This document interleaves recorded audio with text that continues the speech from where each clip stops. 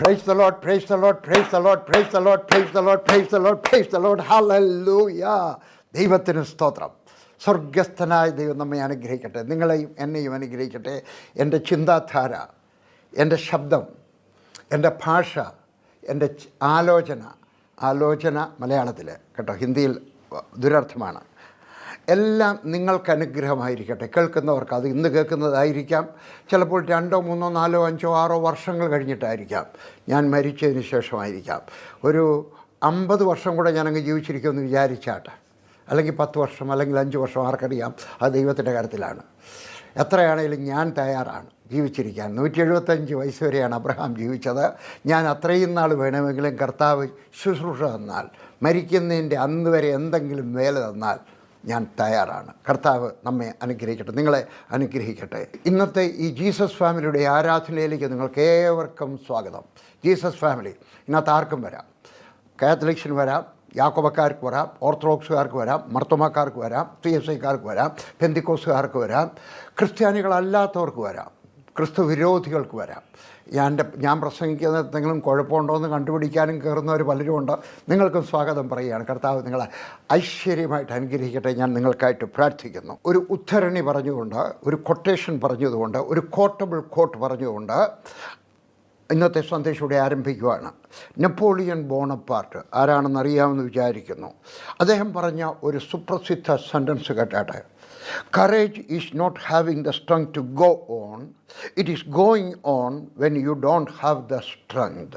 മലയാളത്തിൽ പറഞ്ഞാൽ, മുൻപോട്ട് പോകാൻ ബലമില്ലാത്തതല്ല ധൈര്യക്കുറവ്, ബലമില്ലാത്തപ്പോഴും മുൻപോട്ട് തന്നെ പോകുന്നതാണ് ധൈര്യം. ബലമില്ലാത്തപ്പോഴും വളരെ അസാധാരണമായ ഒരു തുടർക്കഥയാണ്. അതെല്ലാം പറയുന്നതല്ലല്ലോ നമ്മുടെ വിഷയം, കൊട്ടേഷൻ മാത്രം ഉദ്ധരിക്കുകയാണ്. ഇതാ അടുത്ത സന്ദേശം ഇവിടെ തുടങ്ങുകയാണ്. എൻ്റെ വിഷയം എന്താണ്? അസാധാരണമായ ചിലത് നിങ്ങൾക്ക് സംഭവിക്കാം, അസാധാരണമായ പലത് നിങ്ങൾക്ക് സംഭവിക്കാം. എങ്ങനെ? അത് താഴെ പറയാം. പ്രാർത്ഥിച്ച്, ജീവിച്ച്, ദൈവത്തോട് ചോദിച്ച്, പിടിച്ചു വാങ്ങിച്ചിട്ടൊക്കെ സാധിക്കാം. നമുക്ക് 3 വിധത്തിൽ നമ്മുടെ കാര്യങ്ങൾ സാധിച്ചെടുക്കാം.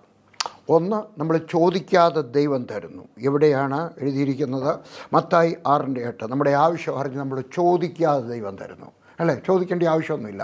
ഒരു ഷർട്ട് കിട്ടുന്നു, ഒരു സാരി കിട്ടുന്നു, അല്ലെങ്കിൽ ഒരു ചെരുപ്പ് കിട്ടുന്നു, ചോദിക്കാതെ കർത്താവ് തരുന്നു. ആഗ്രഹിക്കുമ്പോൾ മുമ്പേ നിങ്ങളുടെ വീട് നിറച്ച ആഹാരം ഉണ്ടായിരിക്കും, ചോദിക്കേണ്ട ആവശ്യമേ വരുന്നില്ല. നിങ്ങളുടെ ബാങ്കിൽ ആവശ്യത്തിന് പണമുണ്ട്, ചോദിക്കേണ്ടി വരുന്നില്ല.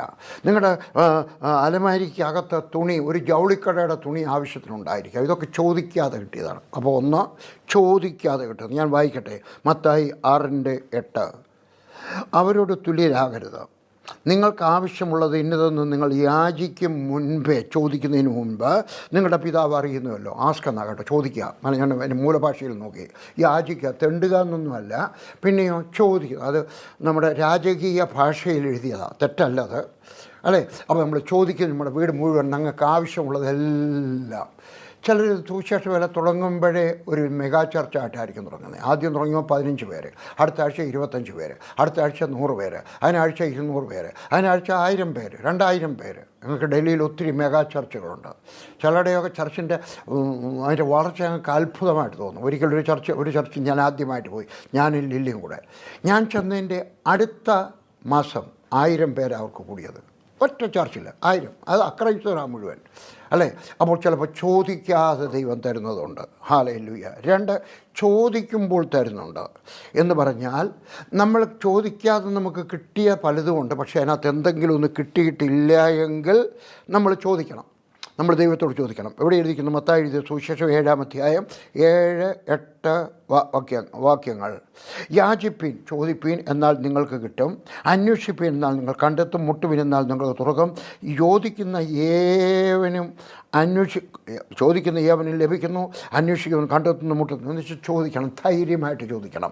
മക്കൾ തെണ്ടുവല്ല, കർത്താവേ ദയവ് തോന്നി എന്നോട് കരുണ തോന്നണമേ.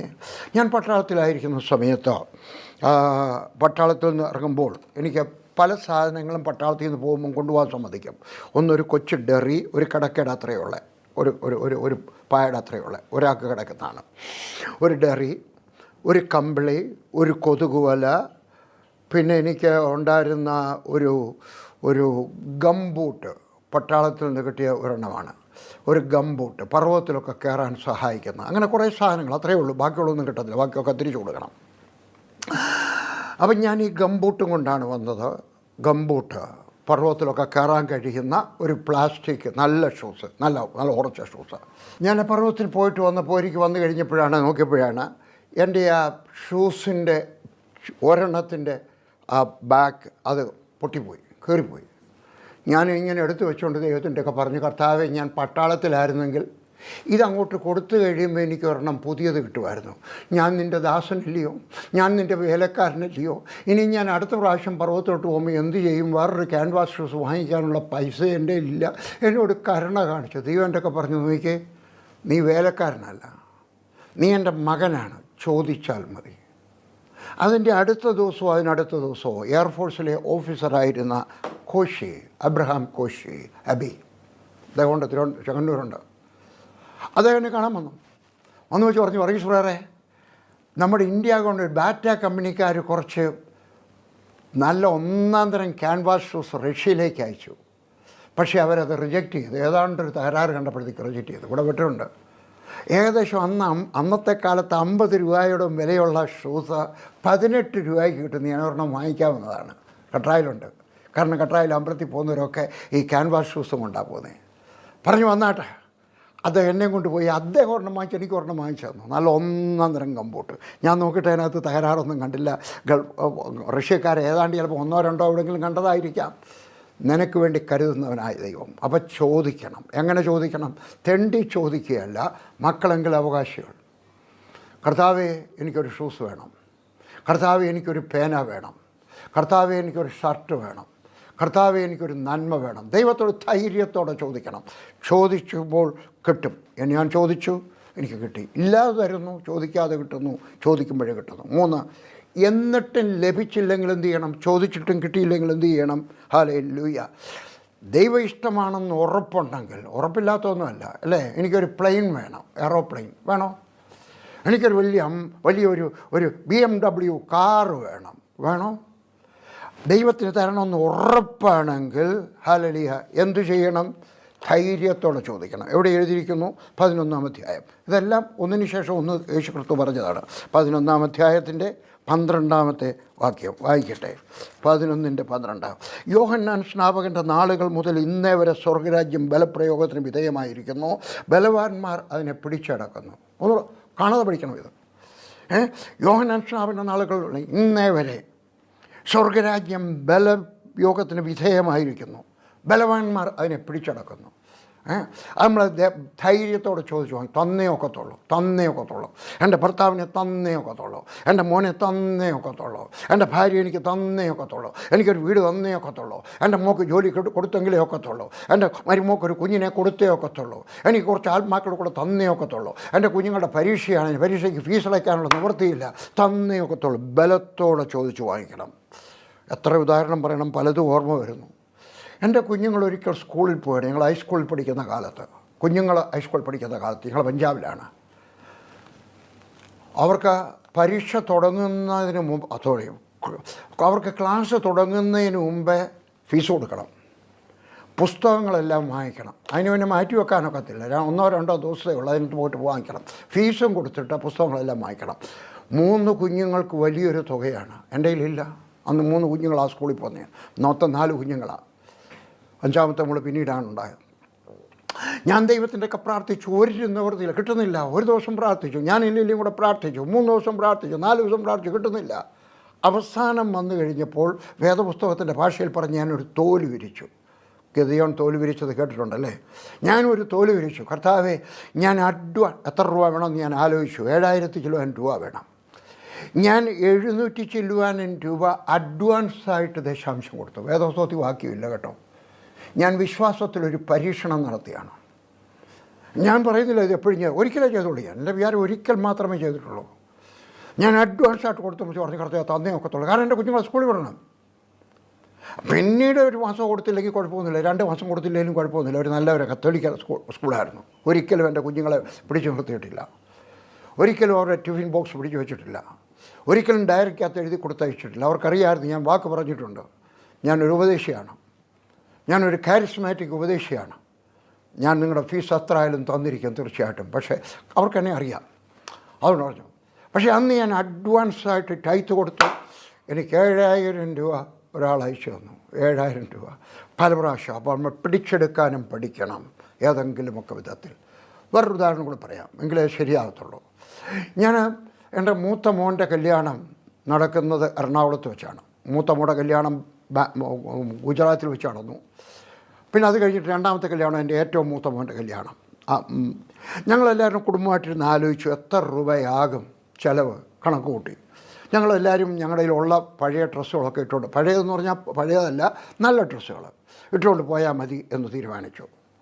പക്ഷേ അവന് ഡ്രസ്സ് എടുക്കണം, മണവാളനല്ലേ, അവന് ഡ്രസ്സ് എടുക്കണം. പിന്നെ ഞങ്ങൾക്ക് ഇവിടുന്ന് അങ്ങോട്ട് പോകാൻ വണ്ടിക്കൂലി വേണം. പിന്നെ തിരിച്ചു വരാൻ വണ്ടി കൊടുക്കും. സ്ലീപ്പർ കോച്ചിനകത്താണേലും ഞങ്ങൾ 8-10 പേര് പോകുമ്പം 5 മക്കളും ഞങ്ങൾ 7 പേര് പോകുമ്പം അതിന് വണ്ടിക്കൂലി, തിരിച്ചു വരാനുള്ള വണ്ടിക്കൂലി. അന്ന് ഞങ്ങൾക്ക് താമസിക്കാൻ മറ്റു വീടൊന്നും ഇല്ലാത്തതുകൊണ്ട് ഞങ്ങൾ ചെന്നിട്ട് എറണാകുളത്ത് മത്തായി ബ്രദറിൻ്റെ അവിടെ താമസിക്കുന്നത്. വാടക കൊടുക്കണ്ട, ആഹാരം ഫ്രീ ആണ്. പക്ഷേ കല്യാണത്തിന് ഹാള് ബുക്ക് ചെയ്യണം, പിന്നെ അതിന് കുറച്ച് ഡെക്കറേറ്റ് ചെയ്യാൻ പൈസ വേണം. ഞങ്ങളൊരു 100 പേരെയാണ് ഉദ്ദേശിച്ചത് വിളിക്കാനായിട്ട്. ഞങ്ങളുടെ കുടുംബത്തിൽ നിന്നും അവരുടെ കുടുംബത്തിന് ഞാൻ ചിലവ് കുറച്ച് കല്യാണം നടത്തുന്ന കൂട്ടത്തിലാണ്. എന്തുമായാലും 100 പേർക്ക് ആഹാരം എല്ലാം കൂടെ കണക്ക് കൂട്ടിയപ്പോൾ ഏകദേശം 60,000 രൂപ വേണം. ഞങ്ങളെ പറഞ്ഞു ഇച്ചിരി രൂപ കൂടുതൽ പറയണം, അതുകൊണ്ട് 80,000 രൂപ.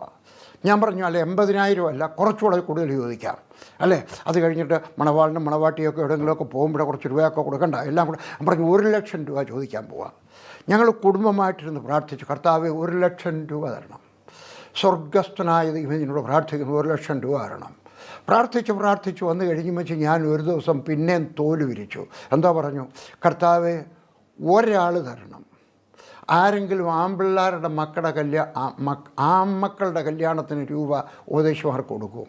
ഇല്ല. പെൺമക്കളുടെ ആണെങ്കിൽ പിന്നെയും കൊടുക്കും, ആൺമക്കൾ കൊടുക്കത്തില്ല. പെൺമക്കൾക്കും തരണമെന്ന് ആരോടും പറഞ്ഞില്ല. കല്യാണക്കുറി അയച്ചപ്പോഴും പറഞ്ഞത് നിങ്ങളുടെ പ്രാർത്ഥനയല്ലാതെ മറ്റൊന്നും വാങ്ങിക്കത്തില്ല. കാരണം ബാക്കിയെല്ലാം നേരത്തെ ഞാൻ പ്രാർത്ഥിച്ച ദൈവത്തിന് വാങ്ങിച്ചു വെച്ചിരുന്നു. ഇത് ഉണ്ടാകില്ല, മോന് വേണ്ടി പ്രാർത്ഥിച്ചു, കർത്താവെ ഒരാൾ തരണം. അത് കഴിഞ്ഞപ്പോഴാണ് ഞാൻ പ്രാർത്ഥിച്ചു. പിന്നെ എൻ്റെ തോലൊക്കെ വിശാലമാക്കി, കർത്താവ് ഒരു മലയാളി തരണം. 1,00,000 രൂപ അന്നത്തെ കാലത്ത് തരുന്ന മലയാളികൾ ഇല്ലായിരുന്നു, ഞങ്ങൾക്ക് ആരുമില്ലായിരുന്നു. പക്ഷേ ഞാനങ്ങ് വാശിയോടെ പ്രാർത്ഥിച്ചു, പിടിച്ചു വാങ്ങിക്കാൻ പഠിച്ചു. അത് കഴിഞ്ഞപ്പോൾ ഞാൻ സിംഗപ്പൂരിൽ പോയി. എൻ്റെ മോൻ 6 മാസം സിംഗപ്പൂരിലൊരു ബൈബിൾ കോളേജിൽ പഠിച്ചതാണ്, പീറ്റർ കോങ്. അദ്ദേഹത്തിൻ്റെ ബൈബിൾ കോളേജിൽ പഠിച്ചാണ്. ഞാൻ അദ്ദേഹത്തിന് സഭയിൽ ചെന്ന് കഴിഞ്ഞാൽ അദ്ദേഹം എനിക്ക് 1,00,000 രൂപ തന്നു. തന്നുവെച്ച് പറഞ്ഞു, ഇത് കയ്യിലിരിക്കട്ടെ, എന്തോത്തിന് വേണമെങ്കിലും ചിലവാക്കിക്കോ, അബിയുടെ കല്യാണമല്ലയോ, വേണമെങ്കിൽ അതിനെയും ചിലവാക്കിക്കോ. എൻ്റെ മനസ്സിനകത്തൊരു സന്തോഷം. പെട്ടെന്ന് ഞാൻ പറഞ്ഞു, അല്ല, ഒരു മലയാളി തരണമെന്നാണ് പറഞ്ഞു. ഞാനതെടുക്കാതെ ഞാനതെൻ്റെ സംഘടനയിൽ സുവിശേഷ വിലക്കിട്ടു. വീട്ടിൽ വന്നു വെച്ച് പ്രാർത്ഥിച്ച്, കർത്താവെ ഇത് സംഘടനയിൽ ഇടുകയാണ്, ഒരാൾ തരണം, ഒരു മലയാളി തരണം. ഇമ്പോസിബിൾ. ഞാൻ ഒറീസയിൽ പ്രസംഗിക്കുകയാണ്. അപ്പോഴാണ് എനിക്ക് ഓർമ്മ വന്നേടാ, കല്യാണത്തിന് ഇനി 5-8-10 ദിവസം കൂടെ ഉള്ളൂ. ഞാനിതങ്ങ് മറന്നുപോയായിരുന്നു. ദിവസമൊക്കെ ഓർമ്മ ഉണ്ടെങ്കിൽ ഈ 1,00,000 രൂപയുടെ കാര്യം അങ്ങ് മറന്നുപോയാൽ. ഞാൻ പറഞ്ഞു, എൻ്റെ ദൈവമേ 1,00,000 രൂപ, അയ്യോ തന്നേ ഒക്കത്തുള്ളൂ. ടിക്കറ്റ് ബുക്ക് ചെയ്തിട്ടില്ല, അയ്യോ അവിടെ ഹാള് ബുക്ക് ചെയ്തിട്ടില്ല, കർത്താവെ ഡെക്കറേറ്റ് ചെയ്യുന്നവർക്ക് രൂപ കൊടുത്തിട്ടില്ല, കർത്താവെ ഇതെല്ലാം കൂടെ തരണം, 1,00,000 രൂപ നീ തരണം, ഒരാളിൽ കൂടെ തരണം, മലയാളി കൂടെ തരണം. ഞാൻ അവിടുന്ന് ഒറീസയിൽ നിന്ന് ബസ്സിനകത്ത് ബിലാസ്പൂർ മധ്യപ്രദേശിലേക്ക് പോവുകയാണ്. വണ്ടിക്കകത്ത് ഞാൻ ഉറങ്ങില്ല, എനിക്ക് എപ്പോഴും ഓർമ്മയുണ്ട്. അങ്ങനെ ഉറക്കം വരുന്നേ എഴുന്നേറ്റ് പ്രാർത്ഥിക്കാൻ രാത്രി മുഴുവൻ പ്രാർത്ഥിച്ചു. 1,00,000 രൂപ ഒരാളിൽ കൂടെ മലയാളി കൂടെ തരണം യേശുവിൻ്റെ നാമത്തിൽ. ഞാൻ ബിലാസ്പൂരിൽ പ്രസംഗിച്ചിട്ട് തിരിച്ച് വീട്ടിൽ വന്നു. അന്ന് ഞാൻ ഈ ഓഫീസിൻ്റെ താഴത്തെ നിലയിൽ താമസിക്കുകയാണ്. ഞാനിവിടെ വന്നിട്ട് വെച്ച് പ്രാർത്ഥിച്ചു, കർത്താവേ. വന്നു കഴിയുമ്പോൾ ഞാൻ ഓഫീസിലോട്ട് ചെന്നപ്പോൾ അവിടെ ഒരു എഴുത്ത് കിടപ്പുണ്ട്, ഒരു മലയാളി അയച്ചതാണ്. അതിനകത്ത് എഴുതുന്നു, മോൻ്റെ കല്യാണമാണെന്ന് അറിഞ്ഞു, എന്നെ വിളിച്ചില്ലെങ്കിലും ഞാൻ 50,000 രൂപ അയക്കുന്നു, മോൻ്റെ കല്യാണത്തിന് ഉപയോഗിക്കണം. ഞാൻ പറഞ്ഞു, എൻ്റെ കർത്താവേ 50, ഞാൻ 1,00,000 ചോദിച്ചത്, പക്ഷേ എനിക്ക് ആളിനെ അറിയാം. ഞാൻ പറഞ്ഞു, കർത്താവേ തോമസിനോട് പറയല്ലേ കർത്താവേ, എനിക്ക് അദ്ദേഹത്തെ അറിയാം. അദ്ദേഹത്തിൻ്റെ വീട്ടിലൊരു കുഞ്ഞുണ്ടായതേ ഉള്ളൂ. അദ്ദേഹത്തിൻ്റെ ഭാര്യയുടെ അമ്മയും അപ്പനും പോയി അതിൻ്റെ വണ്ടി കൂലി കൊടുത്തു, എയർ ടിക്കറ്റ് കൊടുത്തു. അത് കഴിയുമ്പോൾ അദ്ദേഹത്തിൻ്റെ അമ്മയെ പൈസ ഇല്ല. ഞാൻ പറഞ്ഞു, കർത്താവേ ഞാൻ പറഞ്ഞു തിരിച്ചെടുക്കുന്നു, ഈ മനുഷ്യനോട് ഇനിയും ചോദിക്കരുത്, വേറെ ആരെങ്കിലും ഒരാളിനോട് തരണമേ, പക്ഷേ ഇയാളോട് പറയല്ലേ കർത്താവേ, ഇടയിൽ ഇല്ലല്ലോ പൈസ കർത്താവേ, അതുകൊണ്ട് എനിക്ക് 50,000 രൂപയുടെ തരണം. ഞാൻ ഇവിടുന്ന് യാത്ര തിരിക്കുന്നതിന് മുമ്പ് 50,000 രൂപ കിട്ടി. അദ്ദേഹത്തിൻ്റെ തന്നെ എടുത്ത് പ്രാർത്ഥിച്ചുകൊണ്ടിരുന്നപ്പം തോന്നി ഒരു 50,000 രൂപ ഇവിടെ അയക്കണമെന്ന്. ഞാൻ വേറൊരാളിനും എൻ്റെ കസിൻ ബ്രദറിനോടുകൂടെ കടം വാങ്ങിച്ചിട്ട് അയക്കുകയാണ്. ഇവിടുത്തെ വരാൻ സമയമില്ല. അതുകൊണ്ട് കല്യാണത്തിന് എൻ്റെ ഭാര്യ വരും. അവിടെ കല്യാണ പന്തലിൽ വെച്ച കല്യാണത്തിൻ്റെ ഹാളിൽ വെച്ച് 50,000 രൂപ തരും. 1,00,000 രൂപ ഒരാൾ തന്നു. പിടിച്ചു വാങ്ങിക്കാനും പഠിക്കണം. ദൈവത്തിന് ഇഷ്ടം. എൻ്റെ മോൻ്റെ കല്യാണം നടക്കുമെന്നുള്ളത് ദൈവത്തിന് ഇഷ്ടമല്ലയോ? ആ, ദൈവത്തിന് ഇഷ്ടമാണ്. അപ്പോൾ ദൈവത്തിൻ്റെ ഇഷ്ടമാണെന്നറിഞ്ഞാൽ, ഞാൻ മുമ്പ് പറഞ്ഞാൽ അബദ്ധം കാണിക്കരുത്, അല്ലേ അടുത്ത ഒരാളുടെ പുരയിടം വിൽക്കാൻ കിടക്കുന്നു, അത് ചോദിക്കാം. പക്ഷേ അത് ദൈവത്തിൻ്റെ ഇഷ്ടമാണെന്ന് ഉറപ്പുണ്ടെങ്കിൽ ഇതുപോലെ ചോദിക്കാനൊക്കത്തുള്ളൂ. അപ്പോൾ ദൈവത്തിൻ്റെ ഇഷ്ടമാണെന്ന് അറിഞ്ഞു കഴിഞ്ഞാൽ ധൈര്യപൂർവ്വം ചോദിക്കണം. 3 വിധത്തിൽ ചോദിക്കാം, ലഭിക്കും. 1, ചോദിക്കാതെ ലഭിക്കുന്നു. 2, കാര്യമായിട്ട് ചോദിച്ച് വാങ്ങിക്കുന്നു, തന്നേ ഒക്കത്തുള്ളൂ. 3, ഹല്ലേലൂയ, അവൻ നിന്ന് പിടിച്ചെടുക്കുന്നു. കേട്ടോ, ഹല്ലേലൂയ. പക്ഷേ ഇതിന് തരുന്നവനുമായിട്ടൊരു ബന്ധം ഉണ്ടായിരിക്കണം ഇങ്ങനെയൊക്കെ ചോദിക്കാനായിട്ട്.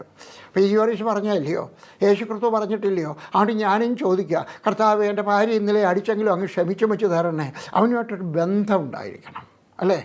അന്യഭാഷ പറഞ്ഞും വെച്ച് തെറി പറഞ്ഞാൽ, അന്യഭാഷ പറഞ്ഞും വെച്ച് ഭർത്താവുമായിട്ട് വഴക്കല്ലെങ്കിൽ ഭാര്യയുമായിട്ട് വഴക്കുണ്ടായിട്ടില്ല, അമ്മയും അപ്പനുമായിട്ട് വഴക്കുണ്ടായി കഴിഞ്ഞും വെച്ച് പരീക്ഷയ്ക്ക് പോയി എഴുതുമ്പം ഫസ്റ്റ് ക്ലാസ് തരണമെന്ന് പ്രാർത്ഥിച്ചാൽ കാര്യം നടക്കത്തില്ല. Hallelujah, hallelujah. നിനക്കും അവനുമായിട്ടൊരു ബന്ധമുണ്ടായിരിക്കണം. ഞാൻ പണ്ടൊരിക്കൽ പറഞ്ഞൊരു ഉദാഹരണമാണ്. എൻ്റെ പപ്പായെ നാട്ടുകാരെല്ലാവരും ആദ്യം പാപ്പി സാറെന്ന് വിളിച്ചുകൊണ്ടിരുന്നു. പ്രായമൊക്കെ ആയി കഴിഞ്ഞപ്പോൾ പപ്പായെ എല്ലാവരും ഒത്തിരി പേരും പപ്പ എന്ന് വിളിക്കാൻ തുടങ്ങി. ഒത്തിരി പേര് വിളിക്കാൻ തുടങ്ങി. എനിക്കിപ്പോഴും ഓർമ്മയുണ്ട്. അസംബ്ലി സോഡിലെ പപ്പ വിൽക്കൊണ്ടിരുന്നത്.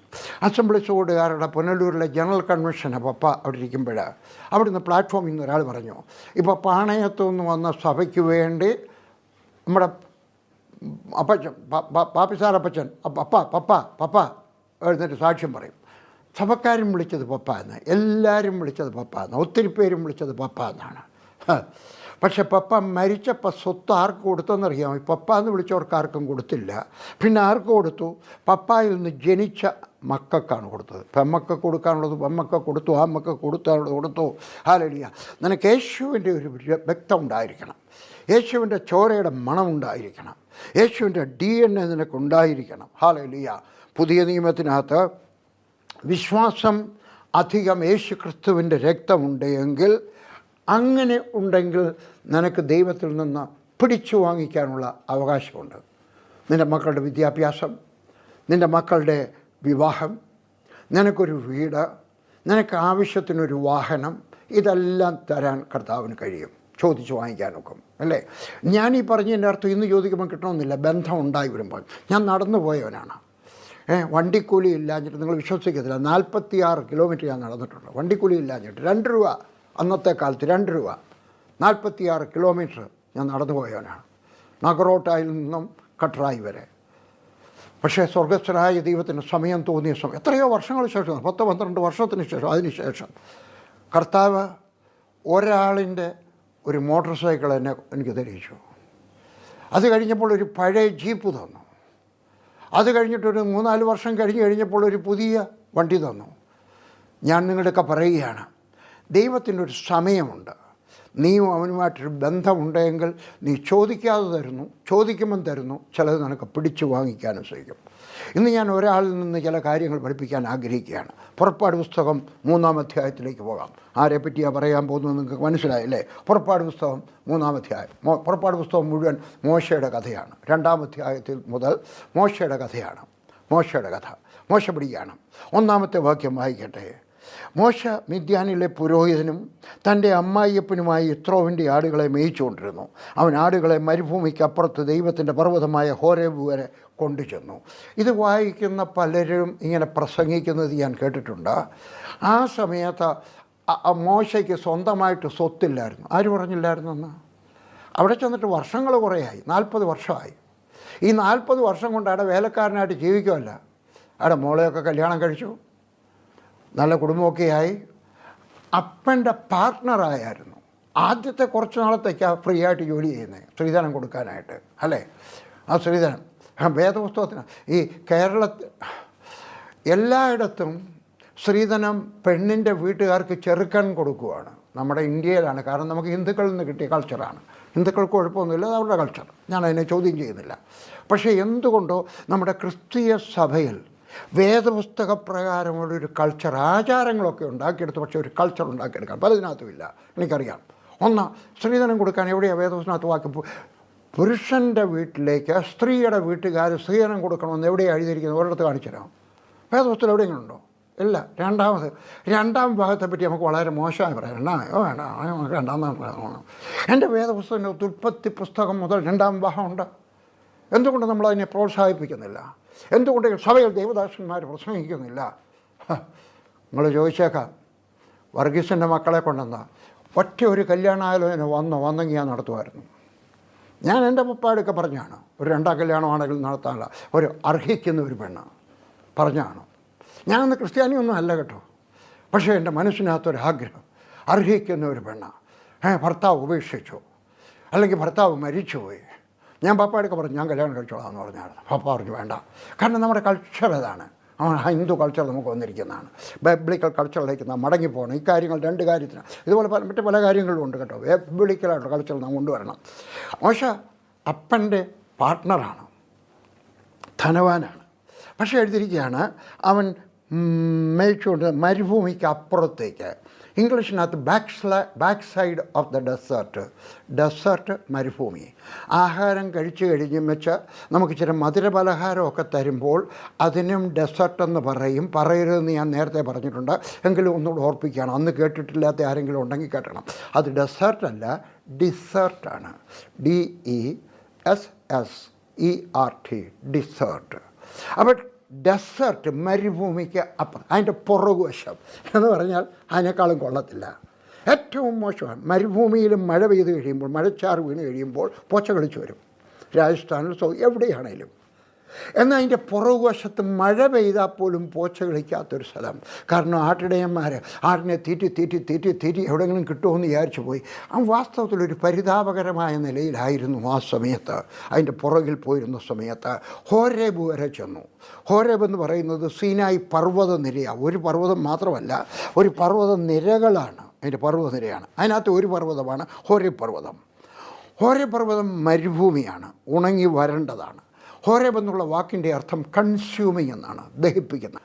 നമ്മുടെയും ജീവിതത്തിനകത്ത് ചിലപ്പോഴൊക്കെ നമ്മളും ഇതുപോലത്തെ അവസ്ഥയിലാകും. പോച്ച പോലും കളിക്കുന്നില്ല. മരുഭൂമി നമ്മൾ ദഹിപ്പിക്കുന്ന. നമുക്ക് ദൈവത്തെ കണ്ടുമുട്ടണമെങ്കിൽ നമുക്ക് ജീവിതത്തിനകത്ത് എന്തെങ്കിലും ദഹിക്കാനുണ്ടെങ്കിൽ, ദഹിക്കുക എന്ന് പറഞ്ഞു കഴിഞ്ഞാൽ വയറിനകത്ത് ദഹനമല്ല, തീ കൊണ്ട് ദഹിക്കുന്ന, വെന്ത് ചാരമായി പോകുന്ന ഏതെങ്കിലും ദൈവത്തെ കാണണമെങ്കിൽ, ദൈവത്തിൻ്റെ ശബ്ദം കേൾക്കണമെങ്കിൽ, അവൻ്റെ രൂപം കാണണമെങ്കിൽ, എവിടെയെങ്കിലും ദഹിക്കാത്ത, ഞാൻ മുമ്പേ പറഞ്ഞതുപോലെ ഭാര്യ അടിക്കുന്നുണ്ടോ, കള്ളക്കണക്ക് എഴുതുന്നുണ്ടോ, തെറ്റ് ചെയ്യുന്നുണ്ടോ, അവിഹിത ബന്ധമുണ്ടോ, മോഷണമുണ്ടോ, നീ ജോലി ചെയ്യുന്നിടത്ത് നീ വിശ്വസ്തനാണോ, ഏതെങ്കിലും അപ്പം നമ്മുടെ ജീവിതത്തിനകത്ത് കൺസ്യൂം ആവേണ്ടത് കൺസ്യൂം ആവണം. ദൈവത്തിന് ഈർഷ്യ, പക, പിണക്കം, വൈരാഗ്യം ഇതൊക്കെ ഉണ്ടെങ്കിൽ, ഇതൊക്കെ മാറിയെങ്കിൽ മാത്രമേ കർത്താവിനെ കാണാനൊക്കെ. രക്ഷിക്കപ്പെടുന്ന കാര്യമല്ല ഞാനീ പറഞ്ഞത് കേട്ടോ, അല്ല, രക്ഷിക്കപ്പെടുന്ന കാര്യമല്ല. രക്ഷിക്കപ്പെടാൻ യേശുക്രിസ്തുവിന് എളുപ്പമാണ്. യേശുക്രിസ്തുവെ ഞാൻ പാപിയാണ്, എൻ്റെ ഹൃദയത്തിലേക്ക് വരണം, ഇന്നു മുതൽ നീ എൻ്റെ ദൈവം, നിൻ്റെ രക്തത്താൽ എന്നെ കഴുകി ശുദ്ധീകരിക്കണമെങ്കിൽ ഞാൻ നിനക്ക് ഇഷ്ടമുള്ളതുപോലെ ജീവിച്ചോ എന്ന് പറയുമ്പോൾ നീ രക്ഷിക്കപ്പെട്ടു. പക്ഷേ അത് കഴിഞ്ഞ് മറ്റും അവനോട്ടൊരു ബന്ധം ഉണ്ടാകണമെങ്കിൽ, അവൻ്റെ DNA നിനക്കുണ്ടാകണമെങ്കിൽ, അവൻ്റെ നറുമണം നിനക്കുണ്ടാകണമെങ്കിൽ, ഹല്ലേലൂയ, നിന്നിൽ പാടില്ലാത്തതൊക്കെ കത്തി ചാമ്പലായി തീരണം. ഹല്ലേലൂയ. അവനോടെയായി വലിയ ചൂടുകാലത്തായി. നമ്മുടെയും ജീവിതത്തിന് ചിലപ്പോൾ ചൂടുകാലം ഉണ്ടാകും. അവൻ നിരാശനായി. ഹല്ലേലൂയ. നമ്മൾ ഏലിയാവിനെ പറ്റി പഠിക്കുമ്പോഴും കാണുന്നുണ്ട് കേട്ടോ. ഈസബേലിനെ ഭയപ്പെട്ട ഏലിയാവും 40 ദിവസം 40 പകലും അവൻ നടന്നു. ഏലിയാവ് നടന്നു 40 ദിവസവും, അല്ലേ? എവിടുന്നാണ് നടന്നത്? ആഹാരം കിട്ടിയുണ്ട്. ആരാ ആഹാരം കൊടുത്ത്? ദൈവദൂതൻ. എവിടുന്ന് ആഹാരം കൊണ്ട് കൊടുത്തു? ദൈവദൂതന്മാരുടെ ആഹാരം. ദൈവദൂതന്മാരുടെ ആഹാരത്തിന് ശക്തിയുണ്ട്. ഹല്ലേലൂയ.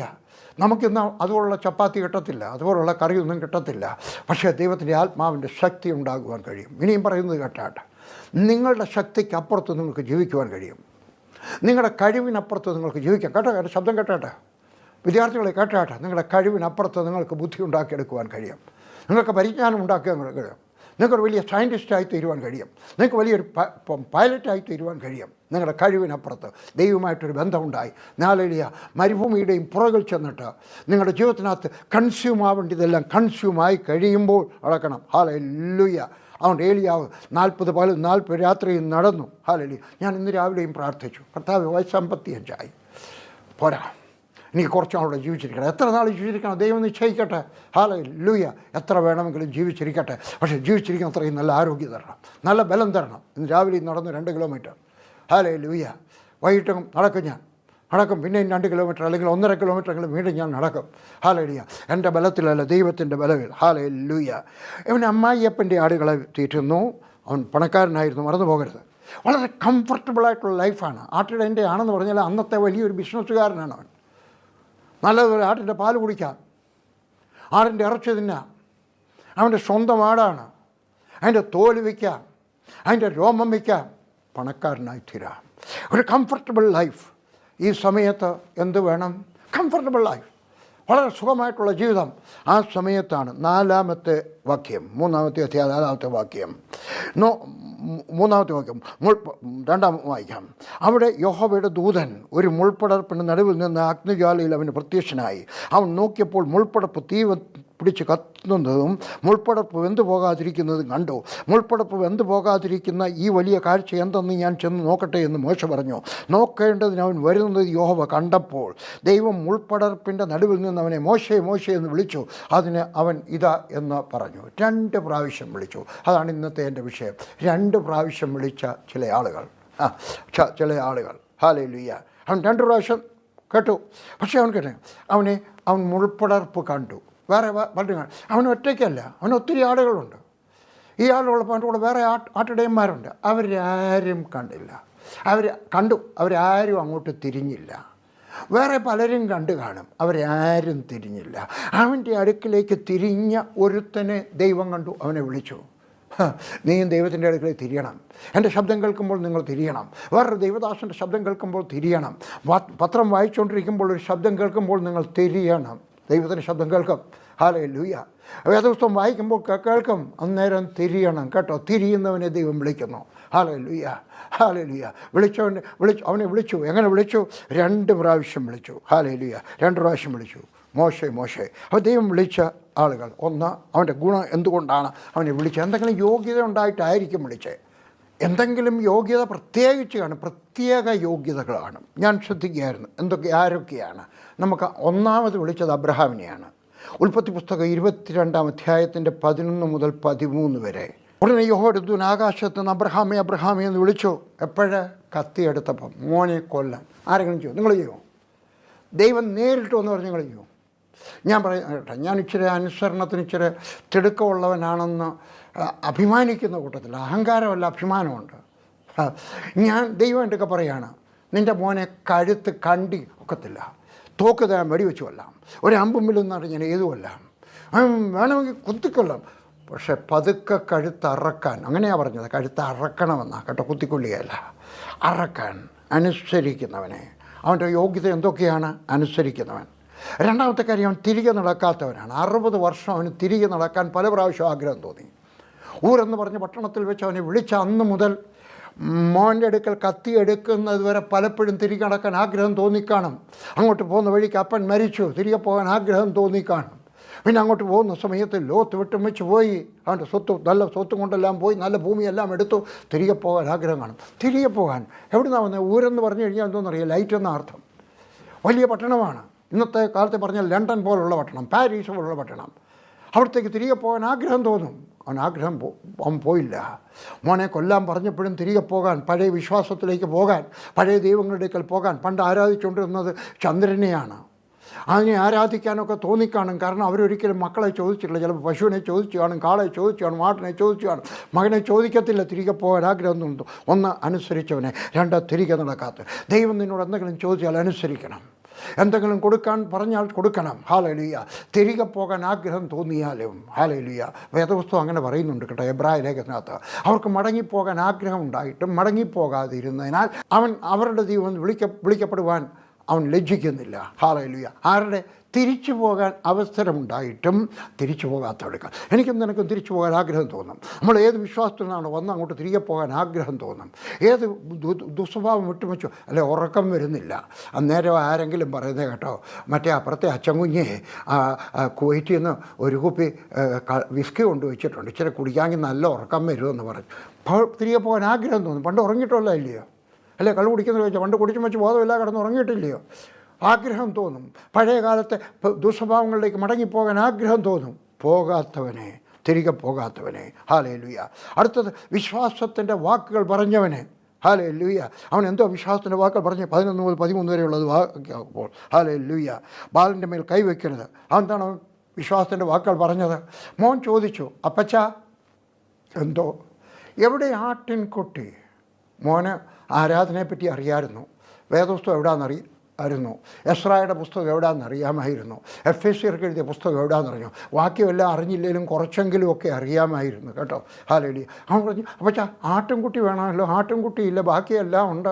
അവൻ എന്തോ പറഞ്ഞു, എൻ്റെ മോനെ നീയാടാ ആട്ടിൻകുട്ടി. അല്ല, അവൻ വിശ്വാസത്തിൻ്റെ വാക്കുകൾ പറഞ്ഞു. അവൻ സത്യമല്ല പറഞ്ഞു, സത്യമല്ലെന്ന് പറഞ്ഞ് അവൻ പരമാർത്ഥമല്ല പറഞ്ഞത്, അവൻ യാഥാർത്ഥ്യമല്ല. He was not speaking the facts, but he was telling the truth. And what is the truth? What the Bible says, that is the truth.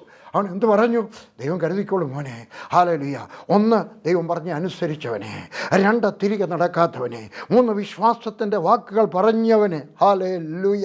അതുകൊണ്ട് നിനക്ക് അവനുമായിട്ടൊരു ബന്ധമുണ്ട് എങ്കിൽ ഈ 60 വർഷത്തിനകത്ത് ദൈവം പറഞ്ഞതെല്ലാം അനുസരിച്ചു. 2 തിരികെ നടക്കാൻ ആഗ്രഹം തോന്നിയിട്ടും തിരികെ നടന്നില്ല. 3 വിശ്വാസത്തിൻ്റെ വാക്കുകൾ പറഞ്ഞു. വിശ്വസിച്ചുകൊണ്ടാണോ പറഞ്ഞല്ല എങ്കിലും അങ്ങ് പറഞ്ഞത്. ആ സമയത്ത് ആട് കൂടി വന്ന് മലയുടെ മേളിൽ ആട് വരുമെന്ന്. അവിടെ ചെമ്മരിയാട് വരത്തില്ല. കോലാട് പിന്നെയും വന്നെന്ന് വരും, ചെമ്മരിയാട് വരത്തില്ല. കോലാടാണ് വന്നത്. ഒരാട് വേറെ ആട്ടിൻകുട്ടി വേറെ ലാമ്പ്. ദൈവം കരുതിക്കോളും മോനെ. ഞാൻ നിങ്ങളും വിശ്വസിക്കണം കേട്ടോ. ദൈവത്തിൻ്റെ കരുതൽ അവനക്ക് വേണ്ടി അവിടെ ഉണ്ടായിരിക്കും. ദൈവത്തിൻ്റെ സാന്നിധ്യം നിനക്ക് വേണ്ടി അവിടെ ഉണ്ടായിരിക്കും. അവൻ വിശ്വാസത്തിൻ്റെ വാക്കുകൾ പറയണം. നിന്നെ മോനെ, നിൻ്റെ കല്യാണം ദൈവം നടത്തിത്തരും. മോളെ, നിനക്ക് കുഞ്ഞുണ്ടാകും. മോനെ, നിനക്ക് അവിടെ ജോലി ഉണ്ടാകും. നമുക്ക് കുറച്ചുകൂടെ നല്ല വീടുണ്ടാകും. നമ്മുടെ സഭ തീർച്ചയായിട്ടും വളരും. നമ്മുടെ സൺഡേ സ്കൂൾ തീർച്ചയായിട്ടും വളരും. നമ്മുടെ സ്ഥിതിക്ക് വ്യത്യാസം വരും. എൻ്റെ കൈകൾക്ക് ബലമുണ്ടാകും. എനിക്ക് താഴോട്ട് കുനിയാനും ഇരിക്കാനും ഒക്കെ സാധിക്കും. ഹല്ലേലൂയ. എൻ്റെ സ്ഥിതിക്ക് വ്യത്യാസം ഉണ്ടാകും. എൻ്റെ ഈ ഓഫീസിൽ ജോലി ചെയ്യുന്ന, എൻ്റെ ഇവിടുത്തെ സഭയിൽ ജോലി ചെയ്യുന്ന ഒരാൾ ഒറീസക്കാരനാണ്. അദ്ദേഹത്തിൻ്റെ സഭയിൽ ഞാൻ പ്രസംഗിക്കാൻ പോയി. ഞങ്ങളുടെ സഭയിൽ ഞാൻ പ്രസംഗിക്കാൻ പോയി കുറേ വർഷങ്ങൾക്ക് മുമ്പ്, 4-5 വർഷത്തിന് മുമ്പ്. അവിടെ ചെന്ന് കഴിഞ്ഞപ്പോൾ ഞാൻ പ്രസംഗിച്ച് ഇറങ്ങി വന്നപ്പം അദ്ദേഹം ഭാര്യയും ഭർത്താവും കൂടെ അവിടെ പോകണ്ട. അപ്പോൾ ഭാര്യ വേറെ അടുത്ത് ജോലി ചെയ്യുന്ന ഒരു ഹോസ്പിറ്റലിൽ ജോലി ചെയ്യുന്ന സ്റ്റാഫാണ്. ഞാൻ ചോദിച്ചു, എന്താണ് വിശേഷം? ഒന്നുമില്ല. ഞാൻ പറഞ്ഞു, എന്തിയായി? കുഞ്ഞുങ്ങൾ വരുന്നുണ്ട്. കല്യാണം കഴിഞ്ഞിട്ട് 6-7 വർഷമായി. എന്താ പറഞ്ഞറിയാം? ഇല്ല. അങ്ങനല്ല പറഞ്ഞു. എന്താ പറഞ്ഞു? എൻ്റെ പ്രസംഗം കേട്ടത് വെറുതെ അല്ല. ചിലരൊക്കെ വെറുതെ ആകുന്നത്. എന്താ? ഇല്ല പറയാം, ഇല്ല, എനിക്കുണ്ടാകാൻ പോകുന്നില്ല. എന്താ കാരണം? You have to change your words. നിൻ്റെ ഫെയ്ത്ത് മാറണമെങ്കിൽ നിൻ്റെ വാക്കുകൾ മാറണം. Change your friends, change your words, change your confession. പെങ്കൊച്ച് പറഞ്ഞത്, ഒറീസക്കാരി പെങ്കൊച്ച് പറഞ്ഞത് വരുന്നുണ്ട്. ഇന്നലെ പ്രസവിച്ചു കേട്ടോ, ഇന്നലെ പ്രസവിച്ചു. ഒരു പെങ്കുഞ്ഞ്, ആരോഗ്യമുള്ള പെങ്കുഞ്ഞ്, വെളുത്ത ഒരു പെങ്കുഞ്ഞ്. Hallelujah, hallelujah. ദൈവത്തിൽ വിശ്വസിക്കുന്നവരായി തീരണം. വിശ്വാസത്തിൻ്റെ വാക്കുകൾ മാത്രം പറയണം. നിന്നെ നോക്കി പറയണം, നിൻ്റെ ആരോഗ്യത്തെ നോക്കി പറയണം, നിൻ്റെ പേഴ്സണെ നോക്കി പറയണം, നിൻ്റെ ഭാര്യയെ നോക്കി പറയണം, നിൻ്റെ സഭയെ നോക്കി പറയണം, നിൻ്റെ വീടിനെ നോക്കി പറയണം, നിൻ്റെ പഴയ സൈക്കിളിനെ നോക്കി പറയണം. ഹല്ലേലൂയ. ദൈവം ചെയ്യുന്നുണ്ട്. ഹല്ലേലൂയ. പക്ഷേ അവനുമായിട്ടൊരു ബന്ധം വേണം ഇതൊക്കെ കേട്ടോ. 2 ദൈവം യാക്കോബിനെ വിളിച്ചു. ഉൽപ്പത്തി പുസ്തകം 46-ാമത്തെ അധ്യായം, അതിൻ്റെ 1 മുതൽ 4 വരെയുള്ള വാക്യങ്ങൾ. 46, 1 മുതൽ 4 വരെ. അനന്തരം യാക്കോബ് തനിക്കുള്ള സകലവുമായി യാത്ര പുറപ്പെട്ടു. ബേർശബയിലെത്തി തൻ്റെ പിതാവായ ഇസ്ഹാക്കിൻ്റെ ദൈവത്തിന് യാഗം കഴിച്ചു. ദൈവം ഇസ്രായേലിനോട് രാത്രി ദർശനത്തിൽ യാക്കോബേ യാക്കോബേ എന്ന് വിളിച്ചതിന് ഞാൻ ഇതാ എന്ന് അവൻ പറഞ്ഞു. അപ്പോൾ അവൻ, ഇതാ ഞാൻ ദൈവമാകുന്നു, നിൻ്റെ പിതാവിൻ്റെ ദൈവം തന്നെ. മിസ്രയീമിലേക്ക് പോകുവാൻ ഭയപ്പെടേണ്ട, അവിടെ ഞാൻ നിന്നെ വലിയൊരു ജാതിയാക്കും എന്ന് അരുളി ചെയ്തു. ഞാൻ നിന്നോടുകൂടെ മിസ്രയീമിലേക്ക് പോരും, ഞാൻ നിന്നെ മടക്കി വരുത്തും. യോസഫ് സ്വന്തം കൈകൊണ്ട് നിൻ്റെ കണ്ണ് അടയ്ക്കും എന്ന് അരുളി ചെയ്തു. ഹല്ലേലൂയ എന്ന് യഹോവയായ ദൈവം അരുളി ചെയ്തു. 45-ന്റെ 26 ഞാൻ വായിക്കാം. 26. അവനോട് യോസഫ് ജീവനോടിരിക്കുന്നു, അവൻ മിസ്രയീം ദേശത്ത് നിന്നൊക്കെയും അധിപതിയാകുന്നു എന്ന് പറഞ്ഞു. അപ്പോൾ യാക്കോബ് സ്തംഭിച്ചു പോയി. അവർ പറഞ്ഞത് വിശ്വസിച്ചുമില്ല. കഥ നിങ്ങൾക്കറിയാം. നമ്മുടെ വിഷയത്തിനകത്ത് നിൽക്കേണ്ടതുകൊണ്ട് അങ്ങോട്ടും ഇങ്ങോട്ടും ഞാൻ ചുറ്റിക്കറങ്ങുന്നില്ല, അല്ലേ? യോസഫിനെ സഹോദരന്മാർ കൊന്നുകളഞ്ഞു എന്ന് അപ്പനോട് പറഞ്ഞു. വാസ്തവത്തിൽ കൊന്നിട്ടില്ല, അടിമയായിട്ട് വിറ്റതാണ്. പക്ഷെ സ്വർഗസ്ഥനായ ദൈവം അവനൊരു ദർശനം കൊടുത്തിട്ടുണ്ടായിരുന്നു. അവൻ ദർശനത്തിൽ വിശ്വസിച്ചു. വേദോസ്തവം അങ്ങനെ പറയുന്നു കേട്ടോ, അങ്ങനെ പറയുന്നു. യോസഫ് തൻ്റെ സ്വപ്നം ഓർത്തു. അവൻ ഓർത്തുകൊണ്ട് നടന്നു. ആ ഓർത്തുകൊണ്ട് നടന്നത് സംഭവിക്കത്തക്കവണ്ണം അവൻ്റെ ജീവിതം വിശുദ്ധിയിൽ സൂക്ഷിച്ചു. ഞാൻ പറഞ്ഞ പോയിന്റുകളൊക്കെ ശ്രദ്ധിക്കണം കേട്ടോ. അവൻ ഓർത്തോർത്ത് നടന്നു, സ്വപ്നം ഓർത്തോർത്ത് നടന്നു. അത് സംഭവിക്കുവാൻ എൻ്റെ ജീവിതം വിശുദ്ധിയുള്ളതായി തീർക്കണം. അവളെ വിളിച്ചാലും അവൻ വിളിച്ചാലും, അവിടെ രൂപ കണ്ടാലും ഇവിടെ പുരയിടം കണ്ടാലും ആരെങ്കിലും അടിക്കാൻ തോന്നിയാലും ഞാൻ തെറ്റ് ചെയ്തെന്ന് അവൻ്റെ ജീവിതം വിശുദ്ധിയുള്ളതായിട്ട് സൂക്ഷിച്ചു. അതുകൊണ്ടെന്നാണ് ഒരു ദിവസം ഇരിക്കണമെന്ന് തോന്നി അവൻ ഇരുന്നത് ഒരു സിംഹാസനത്തിലായിരുന്നു. ഹല്ലേലൂയ. സ്വർഗത്തിലെ ദൈവം അത് ചെയ്തു. അവൻ്റെ സഹോദരന്മാർ ദൈവം പണ്ട് കാണിച്ചതുപോലെ അവൻ്റെ സഹോദരന്മാർ വന്നു കഴിഞ്ഞപ്പോൾ വേദപുസ്തകം പറയുന്നതാണ്, അപ്പോൾ യോസഫ് തൻ്റെ സ്വപ്നം ഓർത്തു. അപ്പോൾ മാത്രമല്ല, എല്ലാ ദിവസവും ഓർക്കുകയായിരുന്നു. എനിക്കൊരു സ്വപ്നമുണ്ട്, എൻ്റെ സഹോദരന്മാർ എന്നെ കാണാൻ വരും, അവരെൻ്റെ മുമ്പിൽ നമസ്കരിക്കണമെങ്കിൽ ഞാൻ ആ സ്ഥാനത്ത് എത്തിച്ചേരണമെങ്കിൽ സ്വപ്നം ഉണ്ടായിരുന്നാൽ മാത്രം പോരാ, അതുപോലെ എൻ്റെ ജീവിതം ഞാൻ വിശുദ്ധിയുള്ളതും വെടിപ്പുള്ളതുമായിട്ട് സൂക്ഷിക്കണം. പറഞ്ഞു കേട്ടോ. ഹല്ലേലൂയ. സഭ വലുതാകണമെങ്കിൽ, കുറച്ചുകൂടെ ഭൂമി വേണമെങ്കിൽ, നിനക്ക് നല്ല പഠിത്തം വേണമെങ്കിൽ, നിനക്ക് കുറച്ചുകൂടെ കഴിവുണ്ടാകണമെങ്കിൽ എന്ത് വേണം? ജീവിതം, നിൻ്റെ കണ്ണുകൾ, നിൻ്റെ കൈകൾ, നിൻ്റെ കാലുകൾ വിശുദ്ധിയുള്ളത് വിശുദ്ധിയിൽ നിന്നും വിശുദ്ധിയിലേക്കായി തീരട്ടെ. ഇന്ന് ഞാൻ രാവിലെ നടക്കാൻ പോയപ്പോൾ ഒരു പ്രസംഗം കേട്ടു. ഞാൻ പറഞ്ഞല്ലോ, നിങ്ങൾക്കറിയാം, ഞാൻ എല്ലാ ദിവസവും രാവിലെ നടക്കാൻ പോകുമ്പോൾ ഇംഗ്ലീഷിൽ വലിയൊരു നീണ്ട പ്രസംഗം കേൾക്കും. ഇന്ന് കേട്ടത് ഒരു വിശുദ്ധിയെ പറ്റിയുള്ളതായിരുന്നു. സാധാരണ ഞാൻ വിശ്വാസത്തെ പറ്റിയുള്ളതാണ് രാവിലെ കേൾക്കുന്നത്, അതിൻ്റെ മലയാളത്തിലുള്ളതാണ് വിശുദ്ധിയെ പറ്റിയുള്ളത്. ഇന്ന് കേട്ടത് വിശുദ്ധിയെ പറ്റിയുള്ളതായിരുന്നു. അതിനകത്ത് ഞാൻ കേട്ടു, ഞാൻ ദൈവത്തെ സ്തുതിക്കുന്നു, എൻ്റെ ജീവിതം കഴിഞ്ഞ വർഷം എന്തായിരുന്നു അതല്ല ഇന്ന് എന്തായിരിക്കുമോ അതായിരിക്കത്തില്ല അടുത്ത വർഷം. കുറച്ചുകൂടെ ഞാൻ വിശുദ്ധിയിലേക്കായിത്തീരും. നാം വിശുദ്ധിയിൽ നിന്നും വിശുദ്ധിയിലേക്ക് നീങ്ങുന്നവരായിരിക്കണം. അവൻ്റെ സഹോദരന്മാരും അവൻ സ്വപ്നം ഓർത്തു. ഹല്ലേലൂയ. അവൻ സഹോദരന്മാരൊക്കെ പറഞ്ഞു, നിങ്ങൾ വിഷമിക്കൊന്നും വേണ്ട, ഞാൻ കൊന്നുകളയുന്നൊന്നും പറഞ്ഞില്ല കേട്ടോ, നിങ്ങൾ ചെയ്ത് എനിക്ക് ഓർമ്മയുണ്ടെന്നൊന്നും പറഞ്ഞില്ല കേട്ടോ, പ്രതികാരം യഹോവയ്ക്കുള്ളത്, നീ പ്രതികാരത്തെപ്പറ്റി, അതിൻ്റെ വിഷയം അതിൽ നിന്ന് ഹല്ലേലൂയ, പ്രതികാരത്തെപ്പറ്റി ചിന്തിക്കുക പോലും ചെയ്യരുത്. പിന്നെ അവൻ എന്ത് പറഞ്ഞു? സഹോദരനെ, ഞാൻ നിങ്ങളെ നോക്കിക്കോളാം, നിങ്ങളുടെ മക്കളെ നോക്കുക, നിങ്ങളുടെ കൊച്ചുമക്കളെ നോക്കണം, ഞാൻ എന്തെങ്കിലും ഒക്കെ കരുതി വെച്ചിട്ടേ പോകത്തുള്ളൂ നിങ്ങൾക്ക് വേണ്ടി. എന്നെ ദൈവം ഇവിടെ കൊണ്ടുവച്ച് ആക്കിയാണ്. നിങ്ങൾ വിഷമിക്കേണ്ട ആവശ്യം, നിങ്ങൾ കരയേണ്ട ആവശ്യമൊന്നുമില്ല, നിങ്ങളല്ല വിറ്റത്, അത് ദൈവത്തിൻ്റെ ഒരു പദ്ധതിയിലായിരുന്നു. നിങ്ങൾ വിഷമിക്കേണ്ട. അവരെ ആശ്വസിപ്പിച്ചു. എന്നിട്ട് പോയി അപ്പച്ചൻ്റെ ഒക്കെ പറയണം. നല്ലൊരു ക്ലാസ് പിന്നീട് ഞാൻ എപ്പോഴെങ്കിലും എടുക്കാം. ഹല്ലേലൂയ. അപ്പച്ചൻ്റെ ഒക്കെ പോയി പറയണം. എന്നിട്ട് പറയും, ഞാൻ ഇവിടെ ഉണ്ട്, ഞാൻ ഇവിടുത്തെ അധിപതിയാണെന്ന് പറയണം. അത് ചെന്ന് പറഞ്ഞു കഴിഞ്ഞപ്പോൾ ഹല്ലേലൂയ, അവനോട് യോസഫ് ജീവനോട് ഇരിക്കുന്നു, അവൻ മിസ്രയീം ദേശത്തു നിന്നൊക്കെ അധിപതിയാകുന്നു എന്ന് പറഞ്ഞു. അവൻ എന്ത് ചെയ്തു? അത് കേട്ട് കഴിഞ്ഞപ്പോൾ അവനൊരു സംശയം, ഇത് ശരിയാണോ? ഹല്ലേലൂയ. അപ്പോൾ അവൻ പറഞ്ഞു, പ്രധാനപ്പെട്ട 28-ാമത്തെ വാക്യം 40, മതി, എൻ്റെ മകൻ ജോസഫ് ജീവനോട് ഇരിക്കുന്നു, ഞാൻ മരിക്കും മുമ്പ് അവനെ പോയി കാണുമെന്ന് പറഞ്ഞു. അവൻ വിശ്വാസത്തിൻ്റെ വാക്കുകൾ പറഞ്ഞു. ഈ വയസ്സൻ പറയുകയാണ്, ഞാൻ പോയി കാണും. അവൻ ഇങ്ങോട്ട് വരട്ടെ എന്ന് പറഞ്ഞില്ല, പോയി കാണും. നീയും വിശ്വാസത്തിൻ്റെ വാക്കുകൾ പറയണം. എനിക്ക് പ്രായമായി, എനിക്ക് 78 വയസ്സായി, പക്ഷേ ഞാൻ കുറച്ചുകൂടെ ജീവിച്ചിരിക്കും. എനിക്ക് കുറച്ചുകൂടെ ദൈവത്തിൻ്റെ വേല ചെയ്യണം. എനിക്ക് എൻ്റെ മക്കൾക്ക് വേണ്ടി കുറച്ചുകൂടെ ഞാൻ കരുതി വെക്കണം. എൻ്റെ ബിസിനസ് കുറച്ചുകൂടെ നന്നാക്കണം. എൻ്റെ ഈ സഭ കുറച്ചുകൂടെ വലുതാക്കണം. എനിക്ക് കുറച്ചുകൂടെ ട്രാക്ട് കൊടുക്കണം. എനിക്കൊരു ചർച്ചകൂടെ പണിത് കൊടുക്കണം. എന്തെങ്കിലുമൊക്കെ ദൈവത്തിന് വേണ്ടി ചെയ്യുന്ന കാര്യങ്ങൾ പറയണം. ഹല്ലേലൂയ. അവൻ പറഞ്ഞു, ഞാൻ പോയി ടാക്ക് ഫെയ്ത്ത്. നിനക്ക് വിശ്വാസം വരാത്ത സമയത്ത് എങ്കിലും പേടി കാണും, നേരാന്നോ, ഇത് തന്നെ ആണോ, ശരിയാണോ? അവന് ഭയം ഉണ്ടായിരുന്നതാണ്, സ്തംഭിച്ചു പോയിരിക്കുകയാണ്. അപ്പോഴാണ് 46-ാമത്തെ വാക്യം, അന്ന് രാത്രി സ്വർഗസ്ഥനായ ദൈവം ഹല്ലേലൂയ, അവൻ പുറപ്പെട്ടു പോകുന്ന സമയത്ത് ബേർശേബയിലെത്തി തൻ്റെ പിതാവായ ഇസ്ഹാക്കിന് ദൈവത്തിന് യാഗം കഴിച്ചു. ഹല്ലേലൂയ. പേടി വന്നതുകൊണ്ട് അവൻ യാഗം കഴിച്ചു. അവനൊരു ആടിനെ കൊന്നു കാണും, ഒരു കാളയെ കൊന്നു കാണും. അവൻ കൊന്നു. ദൈവം ഇസ്രായേലിൻ്റെ രാത്രി ദർശനത്തിൽ യാക്കോബ് എന്ന് വിളിച്ചതിന് ഞാനിതാ എന്ന് പറഞ്ഞു. ഭയപ്പെടേണ്ട ആവശ്യമില്ല. ഹല്ലേലൂയ. യാഗം കഴിക്കുന്നവനായവനെ ഓർക്കുന്ന ദൈവം. ഹല്ലേലൂയ. യാഗം കഴിച്ചവനെ ഓർക്കുന്ന ദൈവം. ഹല്ലേലൂയ. ഞാൻ ദൈവമാകുന്നു, നീ മിസ്രയീമിലേക്ക് പോകുവാൻ ഭയപ്പെടേണ്ട എന്ന് പറഞ്ഞു. അവനോട്ട് ബന്ധമുണ്ടായിരുന്നു. ഇന്ന് ബന്ധം തുടങ്ങിയതല്ല, ഏറെ നാളത്തെ ബന്ധം.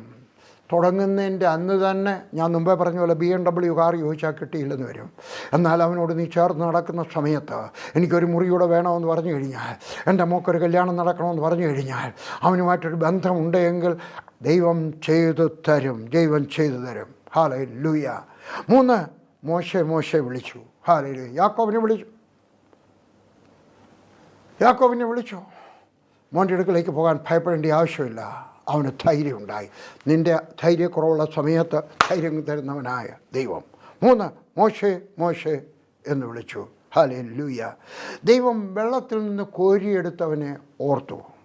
ഭക്തരായ ആശയ്ക്കെതിരെ ആശയോടെ വിശ്വസിക്കുകയും പ്രവർത്തിക്കുകയും ചെയ്ത മാതാപിതാക്കളുടെ മകനാണ് അവൻ. അമ്മയപ്പന്മാരുടെ അനുഗ്രഹം മക്കൾക്ക് കിട്ടും. വേദപുസ്തകം അങ്ങനെ പറയുന്നു. ഞാനീ പറഞ്ഞത് കൊണ്ട് നമ്മുടെ അമ്മയപ്പന്മാരുടെ ഭക്തി കൊണ്ട് നമ്മൾ ആശ്വസിച്ചിരിക്കരുത്. എൻ്റെ അമ്മയുടെ പ്രാർത്ഥന കൊണ്ട് ഞാൻ നടക്കുക, അതുകൊണ്ട് നീയും നിൻ്റെ മക്കൾക്ക് വേണ്ടി എന്തെങ്കിലും കരുതണം. വേദപുസ്തകം പറയുന്നുണ്ട് കേട്ടോ, ജോസഫിനെ അറിയാൻ വയ്യാത്തൊരു രാജാവുണ്ടായിരുന്നു. എന്താ കാര്യം? ജോസഫിൻ്റെ നന്മയ്ക്കൊരു സമയം ഉണ്ടായിരുന്നു മക്കൾക്ക് കിട്ടാൻ. അതിന് ശേഷമുള്ളത് നീ ഉണ്ടാക്കണം. ഞാൻ പണ്ട് പറഞ്ഞ കാര്യമാണ്. ഞാൻ ഇസ്രായേലിൽ പോകുമ്പോഴൊക്കെ നീട്ടി പ്രാർത്ഥിക്കും. എൻ്റെ പ്രാർത്ഥനയൊക്കെ 5 മിനിറ്റ് 10 മിനിറ്റ് പ്രാർത്ഥിക്കുന്നതിനെ കൊണ്ട് വലിയ പ്രയാസം എന്നെ കൊണ്ട് ഒക്കുന്നില്ല. എന്നാൽ ഞാൻ ഇസ്രായേലിൽ ചെല്ലുന്ന സമയത്ത്, യെരുശലേമിൽ ചെല്ലുന്ന സമയത്ത് യേശു ക്രിസ്തുവിൻ്റെ വിലാപമതിലിൻ്റെ അവിടെ ഇരുന്നുകൊണ്ട് ഞാൻ 1.5 മണിക്കൂർ പ്രാർത്ഥിക്കാം. യേശു ക്രിസ്തു ജനിച്ച് ആ ഗുഹയ്ക്കകത്ത് അവിടെ ചെന്ന് കഴിയുമ്പോൾ യേശു ക്രിസ്തുവിൻ്റെ അമ്മയപ്പന്മാരെ ഒളിച്ചിരുന്നതായിട്ടുള്ള ഗുഹയിൽ ചെന്ന് കഴിയുമ്പോൾ 1.5 മണിക്കൂർ പ്രാർത്ഥിക്കാം എനിക്ക് കഴിയും. യേശു ക്രിസ്തുവിനെ ക്രൂശിൽ തറച്ച സ്ഥലത്ത് നിന്ന് 1.5 മണിക്കൂർ പ്രാർത്ഥിക്കുവാൻ കഴിയും. ഞാൻ പ്രാർത്ഥിക്കുമ്പോൾ പലപ്പോഴും ഇങ്ങനെ പ്രാർത്ഥിക്കും, കർത്താവേ എൻ്റെ 5 തലമുറകൾ. ഒരിക്കലാണ് എനിക്കൊരു ആഗ്രഹം ഉണ്ടായി, നിങ്ങളത് ചെയ്യണമെന്ന് പറഞ്ഞല്ല. ഞാൻ അവിടെ ഇരിക്കുന്ന ഒരു വേദിയുണ്ട്, ഒരു യാഗപീഠം ഉണ്ടാക്കി. എന്നിട്ട് ഞാൻ അതിനകത്ത് ഒരു കല്ലെടുത്ത് വെച്ചത് പി ജോറീഷാണ്. പി ജോറീഷും ഭാര്യയും. ഇതെൻ്റെ മൂത്ത മകനും ഭാര്യയുമാണ്. ഇതെൻ്റെ മൂത്ത മകളും ഭർത്താവുമാണ്. ഓരോ കല്ലുകൾ എടുത്തു വെച്ചു. എന്നിട്ട് ഞാൻ പറഞ്ഞു, കർത്താവെ 2ാമത്തെ തലമുറ, 3ാമത്തെ തലമുറ, 4ാമത്തത് 5 തലമുറകൾ ദൈവത്തെ ആരാധിക്കുന്നവരായിരിക്കണം. അംഗഭംഗമുള്ളവരാരും ഉണ്ടാകാൻ പാടില്ല. സ്വർഗസ്ഥരായ ദൈവം ഇതിനോട് പ്രാർത്ഥിക്കുന്നു. ദുർനടപ്പുകാരും ഉണ്ടാകാൻ പാടില്ല. ജയിലിൽ പോകുന്നവരാരും ഉണ്ടാകാൻ പാടില്ല. ഞാൻ ദൈവത്തിൻ്റെയൊക്കെ പ്രാർത്ഥിച്ചു. ആളുകൾ ചോദിച്ചു, 6ാമത്തെ തലമുറയോ? അത് 2ാമത്തെ തലമുറക്കാരനുണ്ടാകട്ടെ, 3ാമത്തെ തലമുറക്കാരനുണ്ടാകട്ടെ. ജോസഫിനെ അറിയാത്ത ഒരു തലമുറ അത് നിങ്ങൾക്കുണ്ടാകരുത് കേട്ടോ. അതുകൊണ്ട് ജോസഫിൻ്റെ ദൈവത്തെ ഞങ്ങൾ അറിഞ്ഞിരിക്കണം. ഹല്ലേലൂയ. അവരുടെ അമ്മയപ്പന്മാർ ദൈവത്തെ അറിയുന്നവരായിരുന്നു. അവരുടെ മകനാണ്. ഹല്ലേലൂയ. അമ്മ പറഞ്ഞു, മോനെ നമുക്കൊരു ദൈവമുണ്ട് കേട്ടോ. നിൻ്റെ തലയിലൊരു കിരീടം വെച്ചിട്ടില്ല. ആ കിരീടത്തിനകത്തൊരു പാമ്പുണ്ട്. അത് അവരുടെയാണ്, മിസ്രയീംകാരുടെ. അവർ പൂജിക്കുന്ന, നീ പൂജിക്കാൻ പാടില്ല. കാരണം നമുക്കൊരു ദൈവമുണ്ട്. അവൻ ആകാശവും ഭൂമി ഉണ്ടാക്കിയ ദൈവമാണ്. അവൻ പാമ്പല്ല, അവൻ കാളയല്ല, അവൻ ആടല്ല, അവൻ മയിലല്ല, വേറെ ഒന്നുമല്ല കേട്ടോ.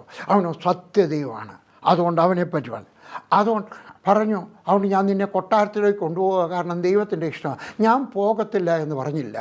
പിന്നെയോ ദൈവത്തിൻ്റെ പദ്ധതി ഏൽപ്പിച്ചു കൊടുത്തു. എന്നെ ഈ ശബ്ദം കേട്ടാട്ടെ, ഞാനും നീയും ദൈവത്തിൻ്റെ ഇഷ്ടത്തിന് ഏൽപ്പിച്ചു കൊടുക്കണം. നമ്മുടെ മകനെ ദൈവം ചോദിച്ചാൽ കൊടുക്കണം. ഒത്തിരി പേരും കൊടുക്കത്തില്ല. മോനെ നീ അമേരിക്കയിൽ പോയിട്ട് 2 ഉപദേശിമാരെ അങ്ങ് സപ്പോർട്ട് ചെയ്താൽ മതികളെ പറഞ്ഞിട്ടുള്ളവരുണ്ടല്ലേ, അല്ലേ? ദൈവത്തോട് ക്ഷമ ചോദിക്കണം. കർത്താവെ അന്നങ്ങനെ പറഞ്ഞു പോയി, പക്ഷേ എൻ്റെ കൊച്ചുമോനെ വിളിക്കണമേ, എൻ്റെ കൊച്ചുമോളെ വിളിക്കണമേ കർത്താവ് പറഞ്ഞിട്ട് കൊടുക്കണം. Hallelujah, hallelujah. ഞാൻ അമേരിക്കയിൽ ചെല്ലുമ്പോഴിങ്ങനെ ചിലപ്പോൾ പറയും, ആരെങ്കിലും പറയുമോ ദൈവവേലയ്ക്കാണെന്നും പറഞ്ഞുകൊണ്ട് ഞാൻ ഇവിടെ വന്നിട്ട് തിരികെ പോകാതെ ഇവിടെ താമസിച്ചതുകൊണ്ട് എനിക്ക് നന്മയുണ്ടായ, എൻ്റെ കുടുംബത്തിന് നന്മയുണ്ടായ, എൻ്റെ മക്കൾക്ക് നന്മയുണ്ടായെന്ന് പറയുന്നവരെ ഞാൻ ഇന്നുവരെ ആരെയും കണ്ടിട്ടില്ല. ഉണ്ടായിരിക്കാം, എനിക്കറിഞ്ഞുകൂടാ. കരയുന്നവരെ ഞാൻ കണ്ടിട്ടുണ്ട്. എൻ്റെ മുമ്പിൽ എഴുന്നേറ്റ് നിന്ന് കരഞ്ഞിട്ടുണ്ട്. പറഞ്ഞു ശരിയാണ്. എനിക്കറിയാമായിരുന്നു ദൈവത്തിൻ്റെ പദ്ധതി വടക്കേ ഇന്ത്യയാണെന്ന്. എനിക്കറിയാമായിരുന്നു ദൈവത്തിൻ്റെ പദ്ധതി പാലക്കാടാണെന്ന്. എനിക്കറിയാമായിരുന്നു ദൈവത്തിൻ്റെ പദ്ധതി ഒലവക്കോടാണെന്ന്. പക്ഷേ ഇവിടുത്തെ നന്മയൊക്കെ കണ്ടു കഴിഞ്ഞപ്പോൾ എൻ്റെ കുടുംബത്തിന് വേണ്ടി ഞാൻ ഇവിടെ അങ്ങ് താമസിച്ചു പോയി. വർഗീസ് വേറെ കരഞ്ഞിട്ടുള്ളവരെ എനിക്കറിയാം. ഹല്ലേലൂയ. സാരമില്ല, നിൻ്റെ അടുത്ത തലമുറയെ കൊടുക്കണം. നിനക്കകത്ത് 2ാമത്തെ തലമുറയെ കൊടുക്കാനത്തില്ല, 3ാമത്തെ തലമുറയെ കൊടുക്കണം. ഹല്ലേലൂയ. അതുകൊണ്ടൊക്കെ പറഞ്ഞ് കൊട്ടാരത്തിൽ പോകണം. പക്ഷേ ഓർത്തുകൊള്ളണം, ഈ ദൈവത്തെ മാത്രമേ ആരാധിക്കാവൂ, സത്യദൈവത്തെ മാത്രമേ ആരാധിക്കാവൂ. നിൻ്റെ തലയിലിരിക്കുന്ന കിരീടത്തിനകത്തിരിക്കുന്ന പാമ്പിനെ അല്ല നീ ആരാധിക്കേണ്ടത്. ഹല്ലേലൂയ. അവൻ പറഞ്ഞു, ഞാൻ പൊക്കളാം. ഹല്ലേലൂയ. ദൈവവേലയ്ക്ക് വേണ്ടി പോയവനായ മോശയെ ദൈവം വിളിച്ചു. ഹല്ലേലൂയ. കൊട്ടാരത്തിലെ പാമ്പും രാജകിരീടവും അവന് പ്രശ്നമല്ലായിരുന്നു. അവിടുത്തെ സിംഹാസനം അവന് വലിയ പ്രശ്നമല്ലായിരുന്നു. എബ്രായർക്ക് എഴുതിയ ലേഖനം 11-ാം അധ്യായത്തിൻ്റെ 24-ാമത്തെ വാക്യം, വിശ്വാസത്താൽ മോശ താൻ വളർന്നപ്പോൾ പാപത്തിൻ്റെ താൽക്കാല ഭോഗത്തെക്കാളും ദൈവത്തോട് കഷ്ടം അനുഭവിക്കുന്നത് അവൻ തിരഞ്ഞെടുത്തു. 40 വർഷം കൊട്ടാരത്തിൽ, 40 വർഷത്തിനകത്ത് 40 വർഷം അല്ലേ, 40 വർഷം അതിനകത്ത് കുറച്ച് ദിവസം ഇങ്ങനെ അമ്മയെ കാണുകയൊക്കെ ചെയ്യുന്നുണ്ട് ഇതിനകത്ത്. എങ്കിലും 40 വർഷം, ആ 40 വർഷം ദൈവം കൊടുത്ത പരിശീലനമായിരുന്നു. എനിക്കും നിനക്കും ദൈവം ട്രെയിനിങ് തരും. ഞാൻ ദൈവത്തോട് വളരെ നന്ദിയുള്ളവനാണ്. ഞാൻ ജനിച്ചതൊരു കാട്ടുപ്രദേശത്താണ്. എൻ്റെ പപ്പായുടെ വീടിൻ്റെ അപ്പുറത്ത് ഇപ്പോഴും വനമാണ്. ഞാൻ വനത്തിനകത്തൂടെ നടക്കുമായിരുന്നു, പേടിക്കത്തില്ല. അതുകൊണ്ട് ഇന്നും ഞാൻ ഗ്രാമത്തിലൊക്കെ പോയി കഴിഞ്ഞാൽ എനിക്കൊരു ശകലം പോലും പേടിയില്ല. I am very comfortable. ഞാൻ ഒറ്റയ്ക്കായിരിക്കുന്ന സമയത്ത് ചിലർ വിളിക്കും. ഞാൻ അങ്ങോട്ട് വിളിക്കാൻ കേട്ടോ, ഒറ്റയ്ക്ക് ഇരിക്കുമല്ലേ, വിളിക്കണ്ട, ഞാൻ പുസ്തകം എഴുതിക്കൊണ്ടിരിക്കുകയാണ്. ഞാൻ ഒറ്റയ്ക്കായിരിക്കും. കാരണം എൻ്റെ പരിശീലനം. പാണയം എന്ന് പറഞ്ഞ കൊച്ചു ഗ്രാമത്തിൽ 100 ഏക്കറുള്ള ഒരു റബ്ബർ തോട്ടത്തിനകത്ത് ഒരു കൊച്ചു തോട്ടത്തിനകത്ത് ഒറ്റയ്ക്ക് നടക്കാൻ, ഒറ്റയ്ക്ക് അലഞ്ഞു തിരിഞ്ഞ് നടക്കാൻ എനിക്ക് അല്പം പോലും ഭയം. എൻ്റെ ട്രെയിനിങ് അത് കഴിഞ്ഞിട്ട് പട്ടാളത്തിനകത്തുള്ള കോളേജിൽ പോയ സമയം എഞ്ചിനീയറിംഗ് പന്തളം പോളിടെക്നിക്കിനകത്ത് പഠിച്ചത് പരാജയം എന്താണെന്ന് ഞാൻ കണ്ടു. ഒരു പരാജയത്തിൻ്റെ വേദന എനിക്കറിയാം. വീട്ടിൽ നിന്ന് ഒളിച്ചോടിപ്പോയവൻ്റെ നെഞ്ചിടിപ്പ് എനിക്കറിയാം. അതുകൊണ്ട് പാവപ്പെട്ടവരും കഷ്ടപ്പെടുന്നവരെ പറ്റി എനിക്കൊരു ചിന്തയുണ്ട്. പട്ടാളത്തിൽ ചെന്നപ്പോൾ അപ്പോൾ എൻ്റെ കഴിഞ്ഞ കാലം എനിക്ക് തന്ന ട്രെയിനിങ് ആയിരുന്നു. ദൈവം തന്ന ട്രെയിനിങ്. നിങ്ങൾക്കും ട്രെയിനിങ് തന്നിട്ടുണ്ടല്ലേ? ഹല്ലേലൂയ. എന്തെങ്കിലുമൊക്കെ ട്രെയിനിങ് തന്നിട്ടുണ്ട്. എല്ലാവരും പാസ്റ്റർമാരായിട്ടല്ല ദൈവം വിളിച്ചിരിക്കുന്നത്. എല്ലാവരും സുവിശേഷ വേലക്കാരായിട്ടല്ല വിളിച്ചിരിക്കുന്നത്. ചിലരെ ബിസിനസ്സുകാരായിട്ട്, ചിലരെ സൺഡേ സ്കൂൾ ടീച്ചേഴ്സായിട്ട്, ചിലരെ കൃഷിക്കാരായിട്ട്, ചിലരെ ഗവൺമെൻറ് ഉദ്യോഗസ്ഥന്മാരായിട്ട്, ചിലരെ രാഷ്ട്രീയക്കാരായിട്ട്. നിങ്ങൾക്കൊരു ട്രെയിനിങ് തന്നു. 40 വർഷത്തെ പരിശീലനം. അവനിപ്പോൾ നല്ല സുഖം, നല്ല ഇറച്ചി, മീൻ, നല്ല ഇഷ്ടം പോലൊക്കെ എല്ലാം കഴിക്കാം. ഹല്ലേലൂയ. ട്രെയിനിങ് പൂർത്തിയായി കഴിഞ്ഞപ്പോൾ ദൈവം വിളിച്ചു. ദൈവം മോശെ ട്രെയിനിങ് പൂർത്തിയായി കഴിഞ്ഞപ്പോൾ ദൈവം നിന്നെയും വിളിക്കും. നിൻ്റെ ട്രെയിനിങ് പൂർത്തിയായി കഴിയുമ്പോൾ എന്തിനാ ഇനി നിൻ്റെ സ്വന്തം ബിസിനസ് തുടങ്ങിയാട്ടെ. ആരാണ്ടോട് സംസാരിക്കുകയാണ്. ഒത്തിരി ട്രെയിനിങ് കിട്ടിയില്ലേ ബിസിനസ്സിനകത്ത്? സ്വന്തം ബിസിനസ് തുടങ്ങിയാട്ടെ. ഒത്തിരി പാസ്റ്റർമാരുടെ ബാഗൊക്കെ എടുത്ത് നടത്തില്ലയോ? ഇനിയും സ്വന്തമായിട്ടൊരു സഭ തുടങ്ങിയാട്ടെ. ഇനിയും നിൻ്റെ കല്യാണം കഴിച്ച് അയക്കാൻ പോവുകയാണ്. അമ്മമാരുടെക്കാളും പറയുകയാണ്, പെൺമക്കളെ കല്യാണം കഴിച്ച് അയക്കുമ്പോൾ അവർക്കൊരു അമ്മയാകാനുള്ള പരിശീലനം കൊടുത്തിരിക്കണം. ഒരു വീട്ടുകാരുത്തി ആയിരിക്കാനുള്ള പരിശീലനം കൊടുത്തിരിക്കണം. അവർക്ക് പരിശീലനം കൊടുത്തിരിക്കണം. ഹല്ലേലൂയ. സൺഡേ സ്കൂൾ ടീച്ചറായിട്ട് പരിശീലനം കൊടുത്തിരിക്കണം. എല്ലാത്തിനും കൊടുത്തിരിക്കണം. നിൻ്റെ പരിശീലനം പൂർത്തിയായി കഴിയുമ്പോൾ നിൻ്റെ വേല ചെയ്യണം. ദൈവം വിളിച്ചു, മോശെ 4 ശമൂവേൽ 1 ശമൂവേൽ 3:1 മുതൽ 10 വരെ. ശമൂവേൽ ബാലൻ ഏലിയുടെ മുമ്പാകെ യഹോവയ്ക്ക് ശുശ്രൂഷ ചെയ്തു പോന്നു. ആ കാലത്ത് യഹോവയുടെ അരുളപ്പാടുകൾ ദുർലഭമായിരുന്നു, ദർശനം കുറവായിരുന്നു. ആ കാലത്തൊരിക്കൽ ഏലി തൻ്റെ സ്ഥലത്ത് കിടന്നുറങ്ങി. കാണുവാൻ കഴിയാതെ വണ്ണം അവൻ്റെ കണ്ണ് മങ്ങി തുടങ്ങിയിരുന്നു. ശമൂവേൽ ദൈവത്തിൻ്റെ പെട്ടകം ഇരിക്കുന്ന യഹോവയുടെ മന്ദിരത്തിൽ ദൈവത്തിൻ്റെ വിളക്ക് കെടുന്നതിന് മുമ്പേ ചെന്ന് കിടന്നു. യഹോവ ശമൂവേലിനെ വിളിച്ചു. അടിയനെന്ന് അവൻ വിളി കേട്ടു. ഏലിയുടെ അടുക്കൽ ഓടിച്ചെന്ന്, അടിയൻ ഇതാ എന്നെ വിളിച്ചുവല്ലോ എന്ന് പറഞ്ഞു. ഞാൻ വിളിച്ചില്ല, പോയി കിടന്നുകൊള്ളുക എന്ന്. കഥ നിങ്ങൾക്കറിയാം. വായിക്കുന്നില്ല, വായിക്കാൻ കൊള്ളാവുന്ന ആഗ്രഹം. എൻ്റെ പ്രസംഗം സമയത്തിനകം തീർക്കണമല്ലോ, അല്ലേ? ഹല്ലേലൂയ. അവൻ്റെ അമ്മയുടെയും അപ്പൻ്റെയും പ്രിയപുത്രനായിരുന്നു. അമ്മയൊരു നേർച്ച നടന്നു.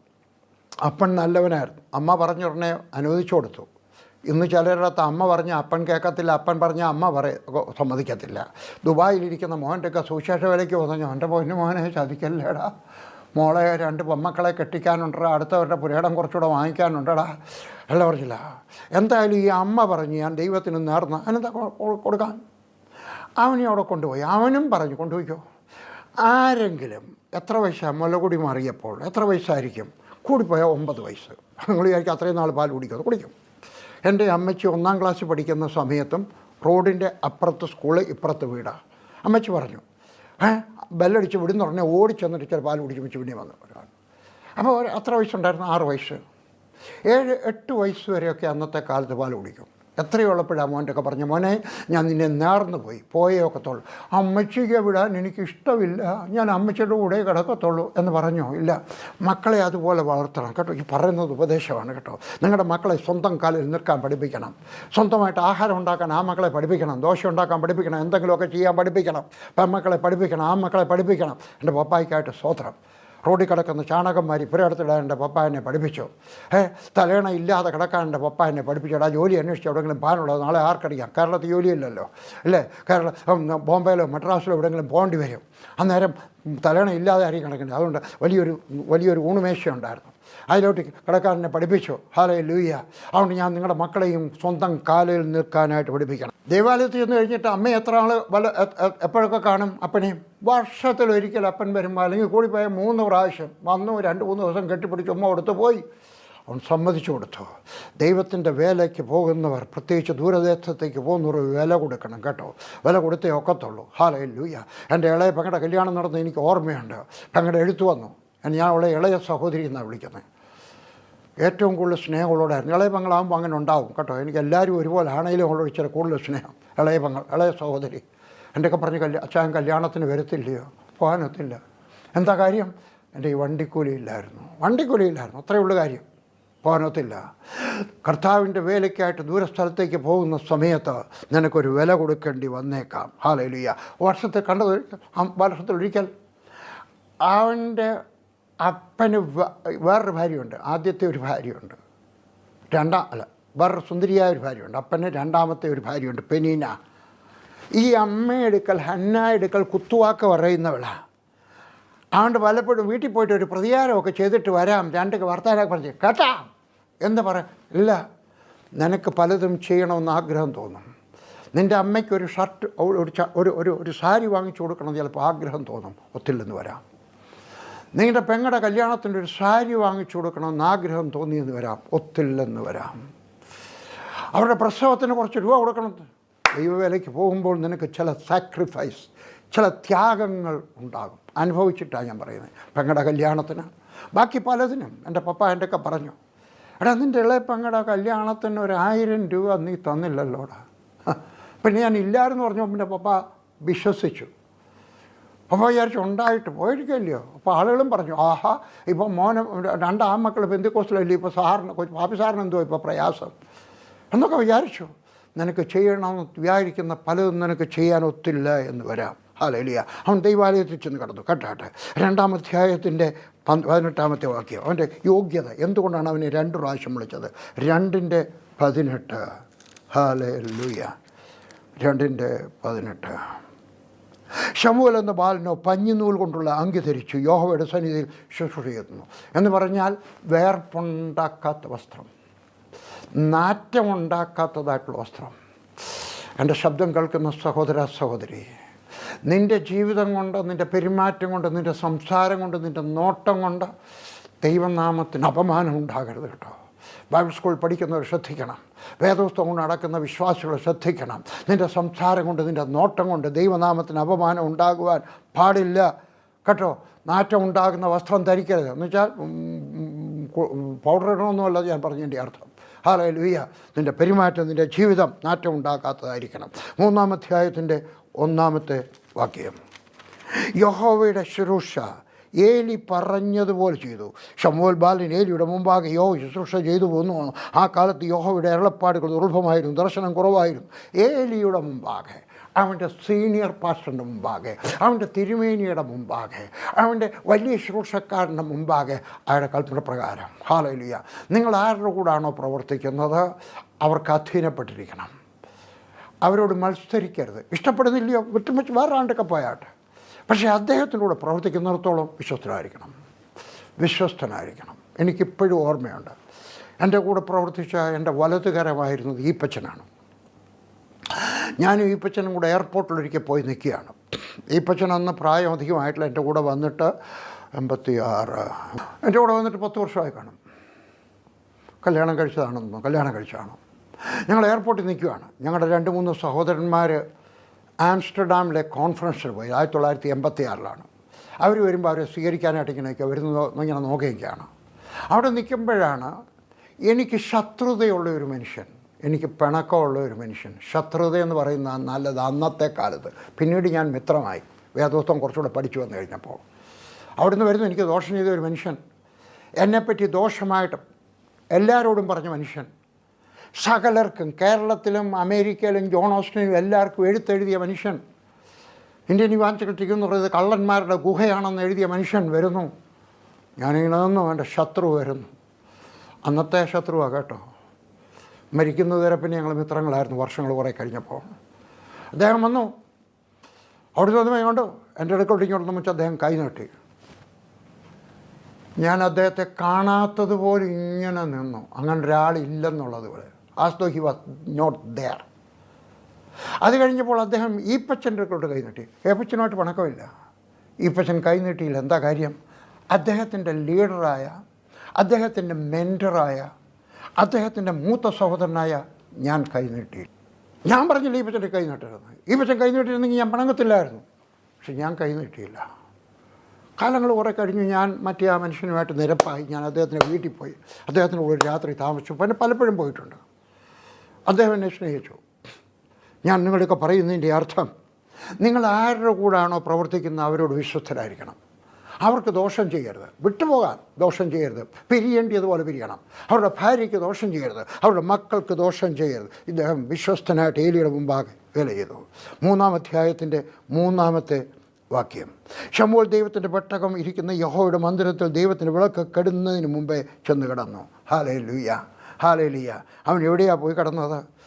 ദൈവത്തിൻ്റെ ശബ്ദത്തിന് ചെവി തുറന്നിരുന്നവൻ കിടന്നിട്ടും ദൈവത്തിൻ്റെ പെട്ടകത്തിൻ്റെ അടുക്കൽ, വേദപുസ്തകത്തിൻ്റെ അടുക്കൽ, ദൈവത്തിൻ്റെ വചനവുമായിട്ട് നമുക്ക് ബന്ധപ്പെടണം. തലണക്കിഴി വെക്കണമെന്നല്ല ഞാൻ പറഞ്ഞതിൻ്റെ അർത്ഥം. നമ്മുടെ കിടക്കയിൽ വെച്ചിരിക്കുമ്പോൾ ചിരിക്കണമെന്നല്ല ഞാൻ ഈ പറഞ്ഞതാണ്. ഹല്ലേലൂയ. പെട്ടകത്തിൻ്റെ അടുക്കലായിരിക്കണം നിൻ്റെ ജീവിതം. അവൻ്റെ സാന്നിധ്യത്തിൻ്റെ അടുക്കലായിരിക്കണം നിൻ്റെ ജീവിതം. കേട്ടോ? ഹല്ലേലൂയ. ദൈവത്തിൻ്റെ കൃപ നിങ്ങളോട് കൂടെ ഇരിക്കണം. ദൈവത്തിൻ്റെ ശബ്ദം കേൾക്കാൻ ചെവി തുറന്നിരുന്നു. ഹല്ലേലൂയ. വെറുതെ വലിയ പുരോഹിതൻ, അദ്ദേഹത്തിന് യഹോവയുടെ വചനം ദുർലഭമായിരുന്നു. ഇനിയും പറയുന്നത് കേട്ടാട്ടെ, 1-ാമത്തെ തലമുറ നല്ലവരായിരിക്കാം, എന്നാൽ 2-ാമത്തെ തലമുറ പിഴയായിപ്പോയെന്ന് വരാം. പക്ഷേ ശമൂവേൽ പിഴയായില്ല. ഏലിയുടെ മക്കൾ പിഴയായി. പക്ഷേ ദൈവത്തോട് സ്നേഹമുള്ള ഒരു അന്യ കുടുംബത്തിലെ ഒരു വ്യക്തി, നിങ്ങൾ ദൈവത്തോട് വിശ്വസ്തരായിരിക്കണം. ചെവി തുറന്നവൻ, പഞ്ഞിനൂൽ വസ്ത്രം ധരിച്ചവൻ, ദൈവത്തിൻ്റെ വേല ശുഷ്കാന്തിയോടെ ചെയ്തവൻ, അവൻ 2 പ്രാവശ്യം വിളി കേട്ടു, ശമൂവേലേ, ശമൂവേലേ, ദൈവം എന്നെയും നിന്നെയും വിളിക്കട്ടെ. 5-ാമത്തേത് മാർത്തേ, മാർത്തേ എന്ന് വിളിച്ചു. ലൂക്കോസിൻ്റെ സുവിശേഷം, ലൂക്കോസിൻ്റെ സുവിശേഷം 10-ാം അധ്യായം 38 മുതൽ 42 വരെ. പിന്നെ അവർ യാത്ര പോകുകയിൽ അവനൊരു ഗ്രാമത്തിലെത്തി. മാർത്ത എന്ന പേരുള്ള ഒരു സ്ത്രീ അവനെ വീട്ടിൽ കൈക്കൊണ്ട്. മാർത്തയുടെ ഗുണം, അവനെ വീട്ടിലോട്ട് വിളിച്ചു കയറ്റി. അവരേരാ അറിയത്തില്ല, അറിയാം, ഒരു പ്രവാചകനാണെന്നല്ലോ അറിയാം. പരിചയമില്ലാത്ത ഒരാളിനെ വീട്ടിലോട്ട് വിളിച്ചു കയറ്റി. അവൾക്ക് മറിയ എന്നൊരു സഹോദരി ഉണ്ടായിരുന്നു. അവൾ കർത്താവിൻ്റെ കാൽക്കലിരുന്ന് അവൻ്റെ വചനം കേട്ടുകൊണ്ടിരുന്നു. 2 പേരുടെ. മാർത്ത വീട്ടിലോട്ട് വിളിച്ചു. മാർത്ത അടുക്കളയിൽ ജോലി ചെയ്യുകയാണ്, വളരെ ബിസിയായിട്ട് ജോലി ചെയ്യുകയാണ്. അവിടെ സഹോദരി യേശുവിൻ്റെ അടുക്കൽ നിന്ന് വചനം കേൾക്കുകയാണ്. യേശു സംസാരിക്കുമ്പോൾ അവൻ്റെ മുൻവശത്തിരിക്കുന്നതിനകത്ത് മാർത്തയില്ല. മാർത്ത അടുക്കളയിലാണ്. വളരെ ശുശ്രൂഷയിൽ കുഴഞ്ഞ് സഹായിപ്പാൻ ആരുമില്ല, സഹോദരിമാരില്ല, സഹോദരനില്ല, മറ്റാരുമില്ല. അവൾ തന്നെ ചപ്പാത്തി ഉണ്ടാക്കുന്നു, അവൾ തന്നെ കറി ഉണ്ടാക്കുന്നു. ഇറച്ചിക്കറിയാണ് ഉണ്ടാക്കണ്ടേ, അതെല്ലാം കൂടെ കറിയല്ലാക്കുന്നു. ഒത്തിരി നേരം എടുക്കും, ഒത്തിരി അധ്വാനിക്കണം. ഹല്ലേലൂയ. അന്നേരം അവൾ എന്തോ പറഞ്ഞു? കർത്താവേ, ഹല്ലേലൂയ. അവൾ പറഞ്ഞു, കർത്താവേ, എന്നെ സഹായിക്കാൻ ആരുമില്ലല്ലോ, മറ്റൊരാരും ഇല്ലല്ലോ എന്നൊക്കെ പറഞ്ഞു. ഹല്ലേലൂയ. യേശു ക്രിസ്തു വിളിച്ചു, മാർത്തേ, മാർത്തയെ. 40 മുതൽ മാർത്തയോ വിവിധ ജോലികൾ കുഴഞ്ഞിട്ട് ചപ്പാത്തി ഉണ്ടാക്കണം, പച്ചക്കറി ഉണ്ടാക്കണം, കൂട്ടണം, പാത്രങ്ങളെല്ലാം കഴുകി വെക്കണം, പിന്നെ വീഞ്ഞെല്ലാം എടുത്തു വെക്കണം. യേശുവിൻ്റെ അടുക്കൽ വന്ന്, കർത്താവേ, എൻ്റെ സഹോദരി ശുശ്രൂഷയ്ക്ക് എന്നെ തനിച്ച് വിട്ടിരിക്കുന്നു, നിനക്ക് വിചാരമില്ല, എന്നെ സഹായിപ്പാണ്, ഒന്ന് പറയണേ, എൻ്റെ ഒന്ന് സഹായിച്ചാട്ടെ. അവിടെ ഇത് വചനമെല്ലാം കേട്ടോണ്ടിരിക്കുക, എഴുതിയെടുക്കുന്നുണ്ടായിരിക്കാം. ഇന്നത്തെ ഭാഷയെ പറഞ്ഞാട്ടെ. കർത്താവ് അവളോട് എന്തോ പറഞ്ഞു? മാർത്തേ, മാർത്തയെ, നീ പലതിനെ ചൊല്ലി വിലപിക്കുന്നു എന്ന് പറഞ്ഞു. 2 പ്രാവശ്യം വിളിച്ചു. മറിയെ വിളിച്ചോ? ഒരിക്കൽ വിളിച്ചു കാണുമായിരിക്കാം. പക്ഷേ മാർത്തയെ അവൾ 2 പ്രാവശ്യം. ഈ മാർത്ത നമുക്ക് പിന്നെയും കാണാം. അവിടെ സഹോദരൻ മരിച്ചുപോയി കുറച്ച് നാൾ കഴിഞ്ഞപ്പോൾ. അവൻ പറഞ്ഞു, എവിടെയാണ്? എന്നെ കൊണ്ടുവച്ച് കാണിച്ചു. അപ്പോൾ അന്നേരം മാർത്ത എന്താ പറഞ്ഞു? അയ്യോ, നാറ്റം വെച്ച് തുടങ്ങി കേട്ടോ. യേശുവിന് നാറരുന്നൊരാഗ്രഹം ഉണ്ടായോ? ഞാൻ മുമ്പേ പറഞ്ഞ കാര്യം പറയുകയാണ് കേട്ടോ. യേശുവിന് മാറിയെടുക്കാൻ പാടില്ല. എൻ്റെ ജീവിതം കൊണ്ട്, എൻ്റെ പെരുമാറ്റം കൊണ്ട്, എൻ്റെ സംസാരം കൊണ്ട്. ഹല്ലേലൂയ. യോഹന്നാൻ 11:20 യേശു എന്ന് കേട്ടിട്ട് മാർത്ത അവനെ എതിർക്കാൻ ഓടിച്ചെന്നു. ദുഃഖിച്ചിരിക്കുന്നവർ, സഹോദരൻ മരിച്ചതിനകത്ത്. മറിയ വീട്ടിലിരുന്നു. ആരാണോ? തന്നെ സ്നേഹിക്കുന്ന ഒരു സ്ത്രീ വീട്ടിലോട്ട് സ്വീകരിക്കാൻ, സന്തോഷ സമയത്ത് സ്വീകരിക്കാൻ, ദുഃഖസമയത്ത് സ്വീകരിക്കാൻ. അവിടെ 2 പ്രാവശ്യം വിളിച്ചു, മാർത്തേ, മാർത്തയെ. ആരാണ്? കർത്താവിന് വേണ്ടി അധ്വാനിക്കുന്നവർ. ബാക്കി ആരും അധ്വാനിച്ചില്ലെന്ന് വരാം. ആളുകൾ അങ്ങനെ പറയൂല്ലേ, എടാ വേറെ ആരും ഇത്രയും അധ്വാനിക്കുന്നില്ലല്ലോ. ഞാൻ പട്ടാളത്തിൽ നിന്ന് ട്രാക്ട് കൊടുക്കുന്ന സമയത്തും പട്ടാളത്തിൽ ട്രാക്ട് കൊടുക്കുന്ന സമയത്തും എന്നൊക്കെ പറയുന്നത് വേറെ ആരും ചെയ്യുന്നില്ലല്ലോ, പാസ്റ്റർ ചെയ്യുന്നില്ല. അവർ ചെയ്യുന്നുള്ളത് എനിക്ക് പ്രശ്നമല്ല. ഞാൻ ദാവീദിനെ പോലെയാണ്. ഹല്ലേലൂയ. ഒരു ഗോലിയാത്ത് വന്ന് നിലവിളിച്ചപ്പോൾ, അവിടുന്ന് അട്ടഹസിച്ചപ്പോൾ, ദൈവത്തിൻ്റെ ചീത്ത പറഞ്ഞപ്പോൾ, ദൈവത്തെ പരിഹസിച്ച് കഴിഞ്ഞപ്പോൾ അവൻ്റെ സഹോദരന്മാർ പോയില്ല. അനോയിൻറ്റഡ് ശൗല് പോയില്ല. പട്ടാള കമാൻഡർ പോയില്ല. അവൻ പറഞ്ഞു ഞാൻ പോകും. ഹല്ലേലൂയ. നിൻ്റെ സഹോദരി പോയില്ല എന്ന് വരാം, നിൻ്റെ സഹോദരൻ പോയില്ല എന്ന് വരാം, നിൻ്റെ പാസ്റ്റർ പോയില്ല എന്ന് വരാം, നിൻ്റെ പട്ടക്കാരൻ പോയില്ല എന്ന് വരാം, നിൻ്റെ സൺഡേ സ്കൂൾ ടീച്ചർ പോയില്ല എന്ന് വരാം, നീ പോകണം. ഹല്ലേലൂയ. മാർത്ത പറയുന്നു 39-ാമത്തെ വാക്യം, കർത്താവ് നാറ്റം വെച്ച് തുടങ്ങി 4 ദിവസമായല്ലോ എന്ന് പറഞ്ഞു. കർത്താവിന് നാറാൻ പാടില്ല. നമുക്കൊരു ജീവിതം ഒരു ചിന്തയുണ്ടായിരിക്കണം. എൻ്റെ യേശുവിൻ്റെ മുഖത്ത് സങ്കടം വരാൻ പാടില്ല. എൻ്റെ യേശുവിൻ്റെ ഹൃദയത്തിന് വേദന ഉണ്ടാകാൻ പാടില്ല. അവന് അപമാനം ഉണ്ടാകുന്ന യാതൊന്നും സംഭവിക്കാൻ പാടില്ല. എനിക്ക് നഷ്ടം ഉണ്ടായാലും, കഴിഞ്ഞ ആഴ്ച എൻ്റെ ഒരു ദൈവദാസൻ വന്നു. അദ്ദേഹം പറഞ്ഞൊരു കേസ് നടക്കുക, ഞാൻ എന്തോ വേണം, നഷ്ടം ഉണ്ടാകത്തില്ലയോ? ഞാൻ പറഞ്ഞു നഷ്ടം സഹിക്കാനാണ് എൻ്റെ വേദപുസ്തകം പറയുന്നത് എന്ന് പറഞ്ഞാൽ എൻ്റെ അർത്ഥം എല്ലാവരും പുരടമൊക്കെ കൊണ്ടുപോകട്ടെന്നല്ല ഞാൻ ഈ പറഞ്ഞതിൻ്റെ അർത്ഥം. പക്ഷേ യഥാർത്ഥമായിട്ടുള്ളൊരു ഭക്തൻ ഒരു കോംപ്രമൈസിന് പോകുമ്പോൾ നഷ്ടം സഹിക്കാൻ തയ്യാറായിരിക്കണം. My Bible says so and I believe so. ഞാൻ അദ്ദേഹത്തിനൊക്കെ പറഞ്ഞു. എൻ്റെ ചർച്ച് ബിൽഡിംഗ് ആളുകൾ കൊണ്ടുപോയിട്ടുണ്ട്. എൻ്റെ വണ്ടി SUV വെഹിക്കിൾ കൊണ്ടുപോയിട്ടുണ്ട്. ഞാൻ കോർട്ടിന് പോയിട്ടില്ല. കാരണം എൻ്റെ വേദപുസ്തകം പറയുന്നു, സഹോദരന്മാർ പിണങ്ങരുത് കേട്ടോ, കോർട്ടിൽ പോകരുതെന്നാണ് എൻ്റെ വേദപുസ്തകം പറയുന്നത്. കോർട്ടിൽ പോരുതെന്നാണ് പറയുന്നത്. പക്ഷേ ഇന്ന് എത്ര ദൈവദാസന്മാരുടെ കേസ് നടക്കുന്നത്? വട്ടിപ്പണ കേസുമുണ്ട്. പണ്ടൊരു കാലത്ത് ആളുകൾ വട്ടിപ്പണ കേസിനെ കുറ്റം പറഞ്ഞു. ഇന്ന് കുറ്റം പറഞ്ഞവരുടെ സഭകളിൽ അതിനേക്കാൾ കൂടുതൽ കേസുകൾ നടക്കുകയാണ്. നമ്മുടെ കേസുകൾ നാം വിഡ്രാ ചെയ്യണം. എനിക്കറിയാവുന്ന ഒരു ദൈവദാസൻ്റെ അവിടെ വഴക്കുണ്ടായി, സഹോദരന്മാർ തമ്മിൽ വഴക്കുണ്ടായി. ഒരു സഹോദരനെതിരായിട്ട് മറ്റവർ 22 കേസ് ഫയൽ ചെയ്തു. എനിക്കറിയാവുന്ന, പേര് പറയാനൊക്കത്തില്ല, 22 കേസ്. 2 പേരെയും കൂടെ അവിടുത്തെ DSP വിളിച്ചൊരു സർദാർജിയാണ്, ഡിസ്ട്രിക്ട് സൂപ്രണ്ട് ഓഫ് പോലീസ്. അവിടെ വന്ന് പറഞ്ഞു, നിങ്ങളും പാസ്റ്ററാണ് 2 പേരും മലയാളികളാണ്. പറഞ്ഞു നിങ്ങൾ 2 പേരും കൂടെ പോയിട്ട് ബൈബിൾ ഒരു 6 പ്രാവശ്യം വായിച്ചിട്ട് എൻ്റെ അടുക്ക ഞാൻ പിന്നെ മറുപടി പറയാമെന്ന് പറഞ്ഞു. എന്തായാലും മറ്റവർക്ക് കുറ്റബോധം തോന്നി കേസെല്ലാം തിരിച്ചെടുത്തു. ഞാനും ആഗ്രഹിച്ചു പോവുകയാണ്. ആരൊക്കെയാണോ സഹോദരന്മാർക്കെതിരായിട്ട് കേസ് ഫയൽ ചെയ്തിരിക്കുന്നത്, സഹോദരൻ പറഞ്ഞാൽ സ്വന്തം ബ്രദറല്ല, വിശ്വാസികൾക്കെതിരായിട്ട്, മറ്റൊരു പാസ്റ്റർക്കെതിരായിട്ട് കേസ് ഫയൽ ചെയ്തിരിക്കുന്നത് തിരിച്ചെടുക്കണം. അല്ലെങ്കിൽ ഒരു കാര്യം ചെയ്താട്ടെ, 3-4 ദൈവദാസന്മാരെ വിളിച്ചിട്ട് നിങ്ങളുടെ കേസ് പറഞ്ഞിട്ട് അവരെടുക്കുന്ന തീരുമാനത്തിന് സമ്മതിച്ചാട്ട്. ഹല്ലേലൂയ. വിളിച്ചു. അവരെ മാർത്തയെന്ന് വിളിച്ചു. യേശുവിന് നാറരുതെന്ന് ആഗ്രഹം ഉണ്ടായിരുന്നു. അവിടെ യേശുവിനെ വീട്ടിലേക്ക് സ്വീകരിച്ചവരെ വിളിച്ചു. അവരെ വിശ്വാസത്തിൽ, നീ വിശ്വസിച്ചത് നീ ദൈവത്തിൻ്റെ മഹത്വം കാണും. അവരോട് പറഞ്ഞു, നീ വിശ്വസിച്ചത് മതി. ഹല്ലേലൂയ. നിനക്കൊരു സമയം വരും കേട്ടോ. ദൈവം നിന്നെ 2 പ്രാവശ്യം വിളിച്ചു കഴിയുമ്പോൾ നിൻ്റെ വിശ്വസിക്കുന്നത് പോലെ നീ ദൈവത്തിൻ്റെ മഹത്വം കാണും. നീ വിശ്വസിച്ചാൽ ദൈവത്തിൻ്റെ മഹത്വം കാണും. അതെന്താണെങ്കിലും ശരി, എനിക്ക് അറിഞ്ഞുകൂടാ, എന്താണെങ്കിലും ശരി. നിൻ്റെ ചെറിയ സഭയായിരിക്കാം, അതിനെ വലുതാക്കുവാൻ ദൈവത്തിന് കഴിയും. നിനക്കൊരു ചെറിയ വീടായിരിക്കാം, അതിനെ വലുതാക്കുവാൻ എൻ്റെ ദൈവത്തിന് കഴിയും. നിനക്കൊരു പഴയ സൈക്കിളായിരിക്കാം, ഒരു മോട്ടോർ സൈക്കിൾ തരാൻ ദൈവത്തിന് കഴിയും. നിൻ്റെ മോട്ടോർ സൈക്കിളിനകത്ത് പോകും നിനക്ക് പ്രയാസമായി, നിനക്കൊരു കാറ് തരുവാൻ എൻ്റെ ദൈവത്തിന് കഴിയും. എൻ്റെ ദൈവത്തിന് അസാധ്യമായിട്ടുള്ളത് യാതൊന്നുമില്ല. ചിലപ്പോൾ നിനക്ക് കിട്ടിയില്ലെങ്കിലും വിഷമിക്കേണ്ട ആവശ്യമില്ല. നിൻ്റെ മക്കളുടെ കാലത്ത് സ്വർഗസ്ഥനായ ദൈവം തരും. ഓർത്തിരുന്ന് സഹായിക്കുന്നവനായ ദൈവം, ഓർത്തിരുന്ന് അനുഗ്രഹിക്കുന്നവനായ ദൈവം, തലമുറകളുടെ ദൈവം നിൻ്റെ തലമുറകളെ അനുഗ്രഹിക്കും. 6 ശിമോനെ എന്ന് വിളിച്ചു. ലൂക്കോസിൻ്റെ സുവിശേഷം 22-ാം അധ്യായം 31-32. യേശുക്രിസ്തു പറഞ്ഞു, ശിമോനെ സാത്താൻ നിങ്ങളെ ഗോതമ്പ് പോലെ പാറ്റേണ്ടതിന് അനുവാദം ചോദിച്ചു. ഗോതമ്പല്ല, ഗോതമ്പ. വേദപുസ്തകത്തിൽ അങ്ങനെ എഴുതിയിരിക്കുന്നുണ്ട്. നമ്മൾ അങ്ങനെ തന്നെ പറയണമെന്നില്ല കേട്ടോ. ഗോതമ്പല്ല, ഗോതമ്പാണ്. അവൻ കൈപ്പോടെ കരഞ്ഞു, അതുകൊണ്ട് നമ്മളും ഇനിയും കൈപ്പോടെ കരഞ്ഞെന്ന് പറയണമെന്നില്ല. അന്നത്തെ ഭാഷയിൽ അങ്ങനെ ആയിരിക്കാം. ഉണ്ട്. പക്ഷേ ഇന്നുള്ളത് കറക്റ്റായിട്ടുള്ളത് ഗോതമ്പ് പോലെ പാറ്റേണ്ടതിന് അനുവാദം ചോദിച്ചു. ഞാനോ നിൻ്റെ വിശ്വാസം നഷ്ടമാകാതിരിക്കാൻ നിനക്ക് വേണ്ടി അപേക്ഷിച്ചു. എന്നാൽ നീ വീണ്ടും തിരിഞ്ഞു വന്ന ശേഷം നിൻ്റെ സഹോദരന്മാരെ ഉറപ്പിച്ചു കൊള്ളുക. അവൻ യേശുവിനോട്, കർത്താവെ, ഞാൻ നിന്നോടുകൂടെ തടവിലാകുവാനും മരിക്കുവാനും ഒരുങ്ങിയിരിക്കുന്നു എന്ന് പറഞ്ഞു. അതിനവൻ, പത്രോസേ, നീ എന്നെ അറിയുന്നില്ല എന്ന് 3 പ്രാവശ്യം. മുമ്പോട്ട് വരാനുള്ളതും എൻ്റെ കർത്താവ് പറഞ്ഞു. ശിമോനെ 2 പ്രാവശ്യം വിളിച്ചു. 2 പ്രാവശ്യം ശിമോനെ എന്ന് വിളിച്ചു. ഹല്ലേലൂയ. യേശു കണ്ടു. യേശു ക്രൂശിൽ മരിക്കും, ശിഷ്യന്മാരെല്ലാം 4 വശത്തേക്കും ചിതറിപ്പോകും. ഹല്ലേലൂയ. എന്നിട്ട് പറയുകയാണ്, എന്നാൽ നീ ഒരു സമയം തിരിച്ചു വന്ന ശേഷം നിൻ്റെ സഹോദരന്മാരെ ഉറപ്പിച്ചോൾ. അവനറിയാമായിരുന്നു യവന് ഓടിപ്പോകും, എന്നെ തള്ളിപ്പറയും, പക്ഷെ ഒരു ദിവസം തിരിച്ചു വരും. ഞാൻ പറയുന്നത് കേട്ടാട്ടെ. എൻ്റെ ശബ്ദം കേൾക്കുന്ന ആരെങ്കിലും ദൈവത്തിൽ നിന്ന് അകന്നിട്ടാണോ? ഈ പത്രോസിനെ പോലെ വലിയ ഹീറോയാണ് പത്രോസിനെ പോലെ ആരും ഹീറോ വളരെ ചുരുക്കം പേരേ ഉള്ളൂ. പൗലോസാണ്. പത്രോസ് വലിയ ഹീറോയാണ്. അദ്ദേഹം യേശു കണ്ടോ, ഈ മനുഷ്യനും ഒരിക്കൽ എന്നിൽ നിന്ന് പിന്മാറിപ്പോകും. ഹല്ലേലൂയ. അവൻ്റെ യോഗ്യതകൾ കണ്ടാട്ടെ വളരെ ഉണ്ട് കേട്ടോ, ഒത്തിരിയുണ്ട്. ഹല്ലേലൂയ. എന്നാൽ ചിലത് മാത്രം ഞാൻ പറയും. യേശു വിളിച്ചപ്പോൾ തന്നെ വള്ളവും വലയും വിട്ടുവെച്ച് പോയി. നിങ്ങളാണെങ്കിൽ പോവും, നിങ്ങളുടെ വാതിൽക്കൽ കൂടെ ഒരു ഉപദേശി പോവുക, നിങ്ങളെ നോക്കിക്കൊണ്ട് പറയുക, ജോർജ് എൻ്റെ ഓടിച്ച് പോവും. ഞാൻ പോകത്തില്ല, വേറെ ആരും പോകത്തില്ല. അവൻ പോയി. അവൻ്റെ വിളിച്ചവൻ്റെ കാരിസ്മായും അതുപോലായിരുന്നു. അത് കേട്ടപ്പോഴും അവർക്ക് അവന് മനസ്സിലായി ഇത് സാധാരണ ഒരു ഉപദേശിയല്ല, ഇവനിലെന്തോ ഒരു പ്രത്യേകത ഉണ്ട്. പക്ഷെ വിളിച്ചപ്പോൾ തന്നെ അവൻ വള്ളവും വലയും എല്ലാം വിട്ടുവെച്ച് പോയെന്ന്. പിന്നൊരിക്കൽ വന്നിട്ട് അവൻ്റെ വള്ളം കൊടുക്കണമെന്ന് പറഞ്ഞു കഴിഞ്ഞപ്പോൾ വള്ളം കൊടുത്തു. ഹല്ലേലൂയ.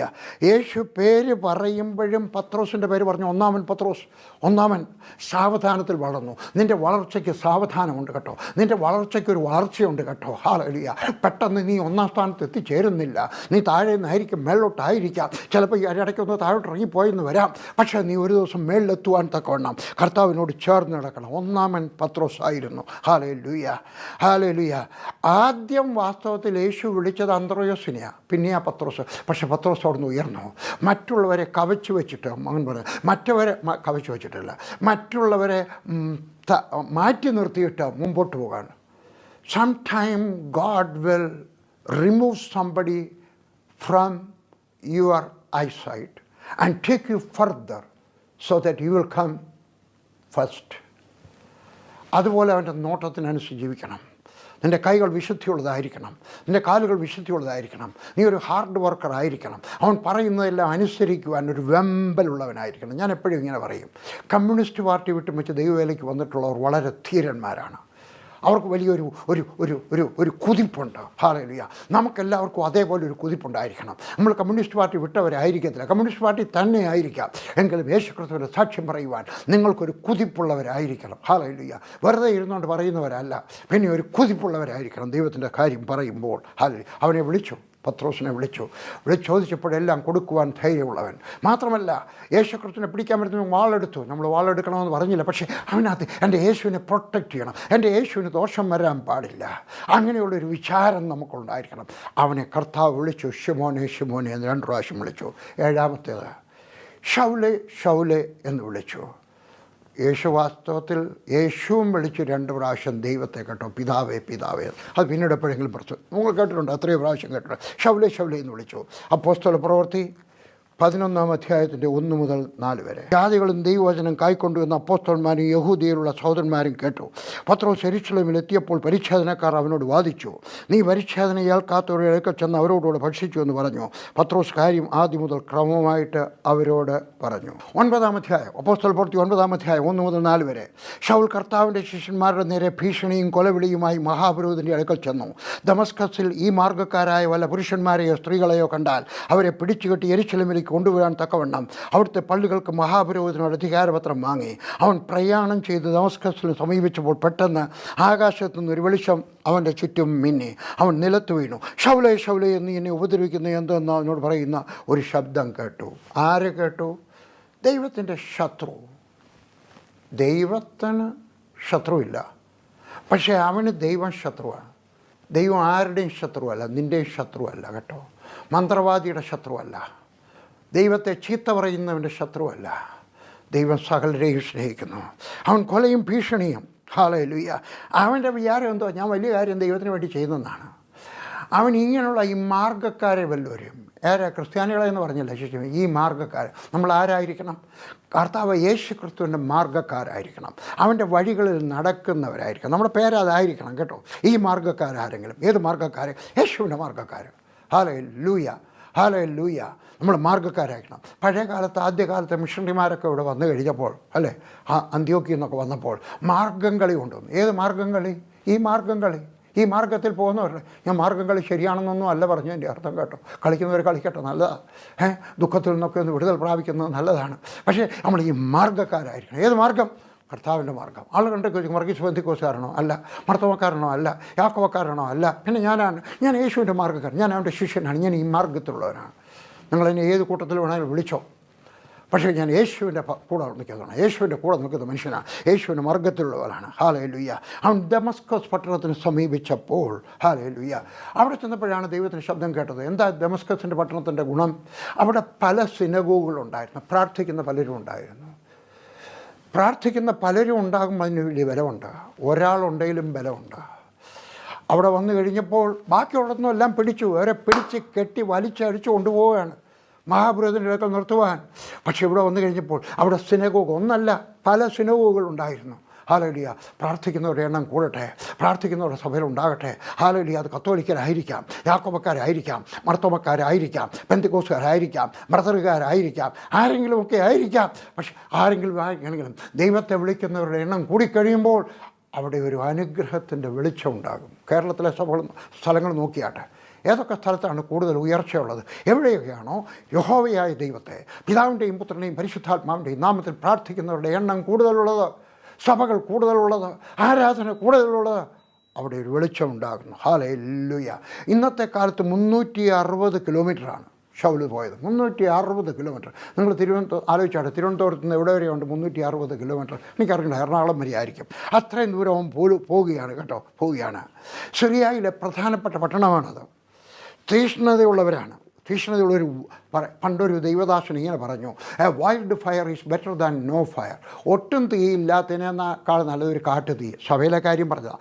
കാട്ടുതീ പിശാചിൻ്റെ തീ എന്നുള്ള അർത്ഥത്തിലല്ല പറഞ്ഞ്, ഇച്ചിരി കൂടുതൽ കുലുങ്ങുന്നത് ഒട്ടും കുലുങ്ങാത്തതിനേക്കാൾ നല്ലതാണ്.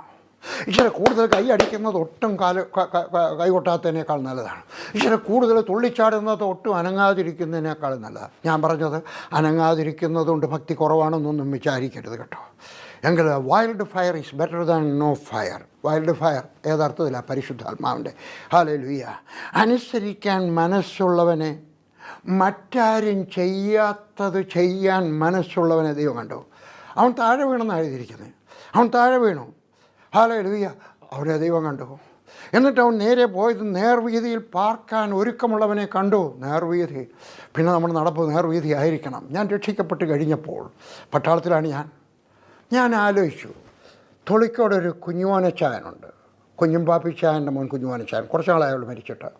എന്നേക്കാൾ 2 വയസ്സിന് മൂത്തതാണ്.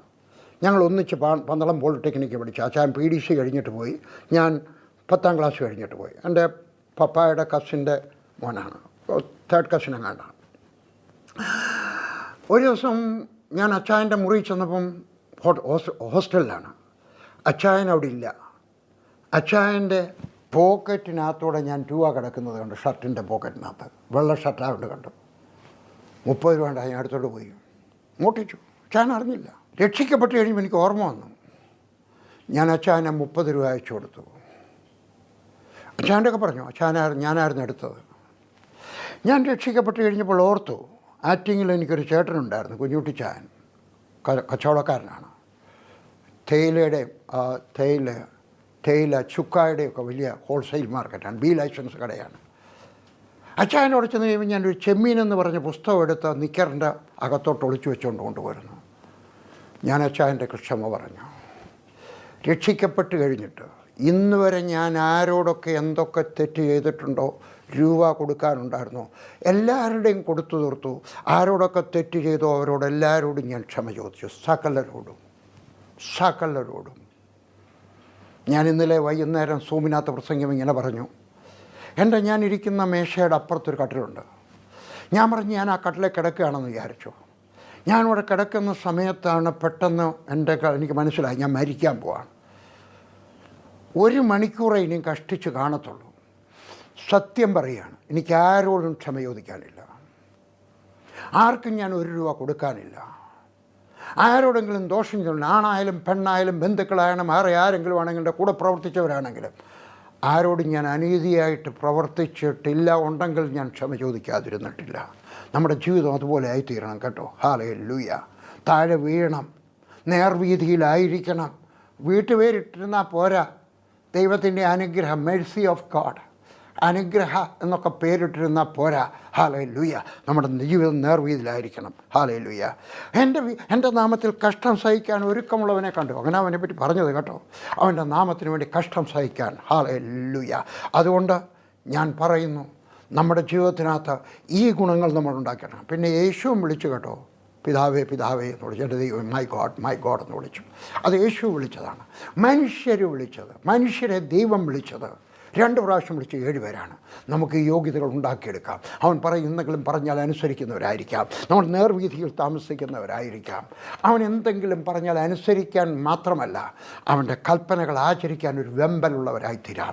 അവനെപ്പറ്റി സാക്ഷ്യം പറയുന്നവരായിത്തീരാം. നമുക്ക് ശൗലിനെ പോലെ ആയിത്തീരാം. അവന് വേണ്ടി ഒരു തീക്ഷ്ണതയുള്ളവർ, ഒരു കുതിപ്പുള്ളവരായിത്തീരുവാൻ നമുക്കിടയായിത്തീരട്ടെ. നമുക്കെല്ലാവർക്കും ഇടയായിത്തീരട്ടെ.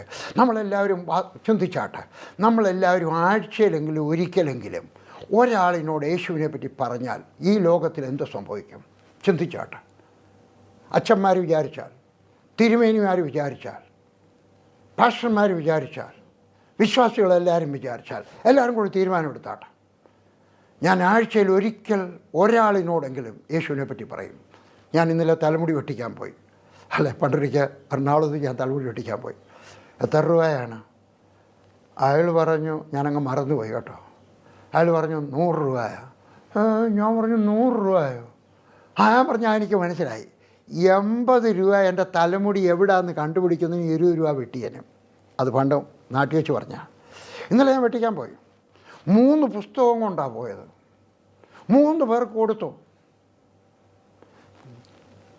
നമ്മളെല്ലാവരും തീരുമാനിച്ചാൽ ആഴ്ചയിൽ ഒരിക്കലെങ്കിലും ഈ ശൗലിൻ്റെ ഒരു തീക്ഷ്ണത നമുക്കുണ്ടാകുവാൻ, യേശുവിനെ പറ്റി ഞാൻ പറയും എന്നൊരു തീരുമാനം ഉണ്ടായാൽ, പട്ടക്കാർ വിചാരിച്ചാൽ, പാസ്റ്റർമാർ വിചാരിച്ചാൽ. ഞാൻ ചിലരൊക്കെ ചോദിച്ചിട്ടുണ്ട്, ഏതെങ്കിലും ഹിന്ദുക്കളുടെ വീട്ടിലോട്ട് പോയി സുവിശേഷം പറയണോ? ഇല്ല, ഞാൻ റോഡിൽ നിന്ന് കുറച്ച് ടാക്ട് കൊടുത്തിട്ടുള്ളതേ ഉള്ളൂ. നമുക്ക് കയറിച്ചല്ല, ആരോടെങ്കിലും പറയാൻ അവസരം ഉണ്ടാക്കി തരും എൻ്റെ ദൈവം. എനിക്കൊരാഗ്രഹം ഉണ്ടെങ്കിൽ ഹല്ലേലൂയ പറയാം, യേശുവിനെ പറ്റി പറയാം. നമുക്കൊരു തീഷ്ണത, ശൗലിനെ പോലെ ഒരു തീഷ്ണത കർത്താവ് നമ്മളെ വിളിക്കട്ടെ. ഹല്ലേലൂയ. ദൈവവേലയ്ക്ക് വേണ്ടി വിളിക്കട്ടെ, ഫുൾ ടൈമിൽ വിളിക്കട്ടെ, പാർട്ട് ടൈമിൽ വിളിക്കട്ടെ. ചരിത്രം മാറ്റി എഴുതുവാൻ, കേരളത്തിൻ്റെ ചരിത്രം മാറ്റി എഴുതുവാൻ, ഇന്ത്യയുടെ ചരിത്രം മാറ്റി എഴുതുവാൻ, ലോകത്തിൻ്റെ ചരിത്രം മാറ്റി എഴുതുവാൻ കർത്താവ് നമുക്കിടയാക്കി തീർക്കട്ടെ. പ്രാർത്ഥിക്കാം, കണ്ണുകളടയ്ക്കാം, പ്രാർത്ഥിക്കാം. പറയാം, കർത്താവേ എന്നെ നീ വിളിക്കണമേ, 2 പ്രാവശ്യം വിളിക്കണമേ. ഒരു നല്ല വീട്ടമ്മ ആയിരിക്കാൻ എന്നെ വിളിക്കണമേ. നല്ലൊരു വീട്ടുകാരനായിരിക്കാൻ എന്നെ വിളിക്കണമേ. നല്ലൊരു ബിസിനസ്സുകാരനായിരിക്കാൻ എന്നെ വിളിക്കണമേ. നല്ലൊരു കൃഷിക്കാരനായിരിക്കാൻ എന്നെ വിളിക്കണമേ. നല്ലൊരു ഓഫീസ് പ്രവർത്തകരായിരിക്കാൻ എന്നെ വിളിക്കണമേ കർത്താവേ. ഹല്ലേലൂയ. നിൻ്റെ ഫുൾ ടൈം മിനിസ്ട്രിക്ക് വേണ്ടി എന്നെ വിളിക്കണമേ കർത്താവേ. നിൻ്റെ പാർട്ട് ടൈം മിനിസ്ട്രിക്ക് വേണ്ടി എന്നെ വിളിക്കണമേ കർത്താവേ. എൻ്റെ ജീവിതം അപ്പാടെ മാറട്ടെ യേശുവിൻ്റെ നാമത്തിൽ പ്രാർത്ഥിച്ചാട്ടെ. കർത്താവേ എന്നെ വിളിക്കണമേ, പ്രാർത്ഥിക്കാട്ടെ. ദൈവവേലയ്ക്ക് വിളിക്കണമെന്നല്ല, വിളിക്കുന്നെങ്കിൽ വിളിക്കട്ടെ. പക്ഷേ എന്തെങ്കിലും എന്നെ ഏൽപ്പിച്ചിരിക്കുന്ന വേല നല്ലതുപോലെ ചെയ്യുവാൻ, കുറച്ചുകൂടെ ശക്തിയോടെ ചെയ്യുവാൻ, അത് നിൻ്റെ അറ്റൻഷനെ പിടിച്ചെടുക്കുവാൻ തക്കവണ്ണം. ഹല്ലേലൂയ. കർത്താവ് എൻ്റെ ജീവിതം വെടിപ്പുള്ളതായി തീരട്ടെ. എൻ്റെ കൈകൾ വെടിപ്പുള്ളതായി തീരട്ടെ. എൻ്റെ കണ്ണുകൾ വെടിപ്പുള്ളതായി തീരട്ടെ. എൻ്റെ കാലുകൾ വെടിപ്പുള്ളതായി തീരട്ടെ. എൻ്റെ ചിന്താമണ്ഡലം വെടിപ്പുള്ളതായി തീരട്ടെ. വളരെ പ്രയാസമാണ്. പക്ഷേ കർത്താവ് നീ അതാക്കി തീർക്കണമേ എന്ന് പ്രാർത്ഥിക്കുന്നു. നീ എന്നെ 2 പ്രാവശ്യം വിളിക്കത്തക്കവണ്ണം കർത്താവ് നീ എന്നെ സഹായിക്കണമേ. യേശുവിൻ്റെ നാമത്തിൽ ആമേൻ. കർത്താവായ യേശുവിൻ്റെ നാമത്തിൽ ആമേൻ. ദൈവം നിങ്ങളെ വിളിക്കട്ടെ 2 പ്രാവശ്യം.